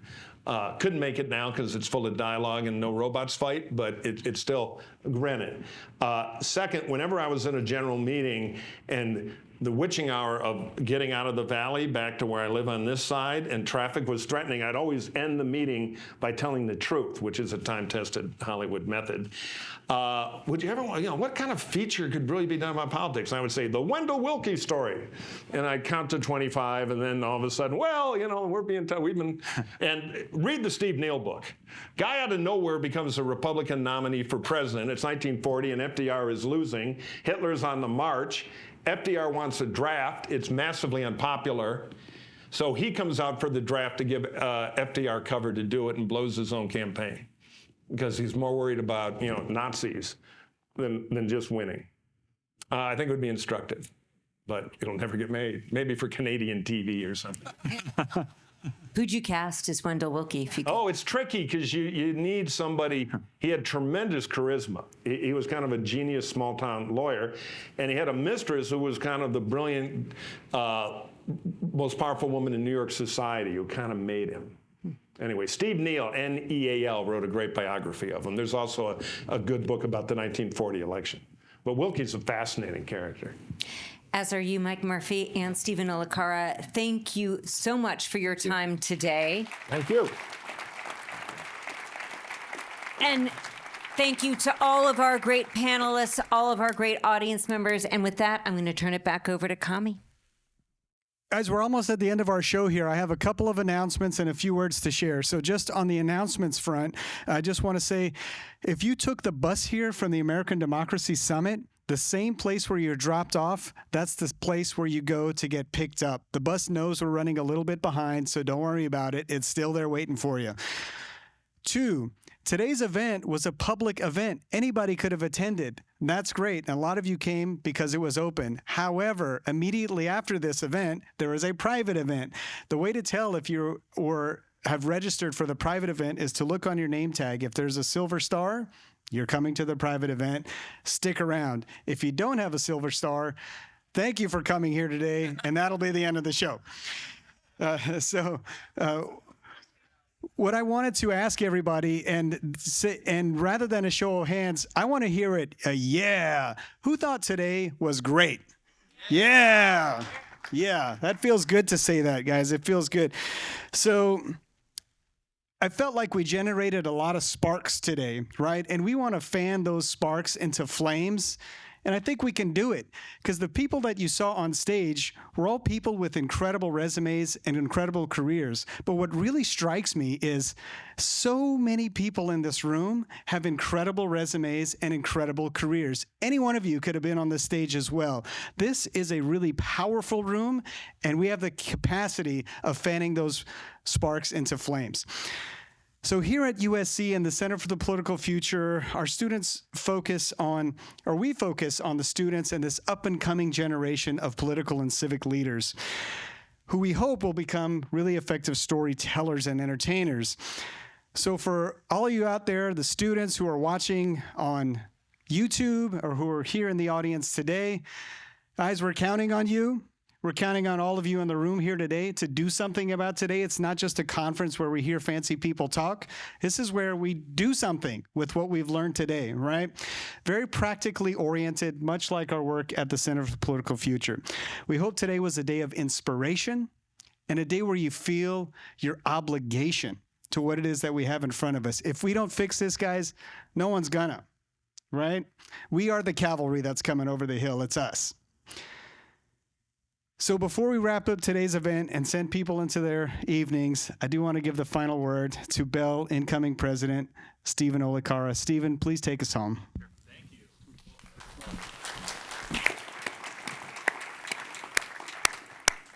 First of all, I just want to say thank you for that panel. That was a ton of fun. I kind of feel like we're both recovering politicians here, and it's a lot of fun to talk about how we bring what we've learned to the big screen. Thank you to all of the participants, all of our partners, sponsors. We couldn't do this without you, and this is going to be a fun journey.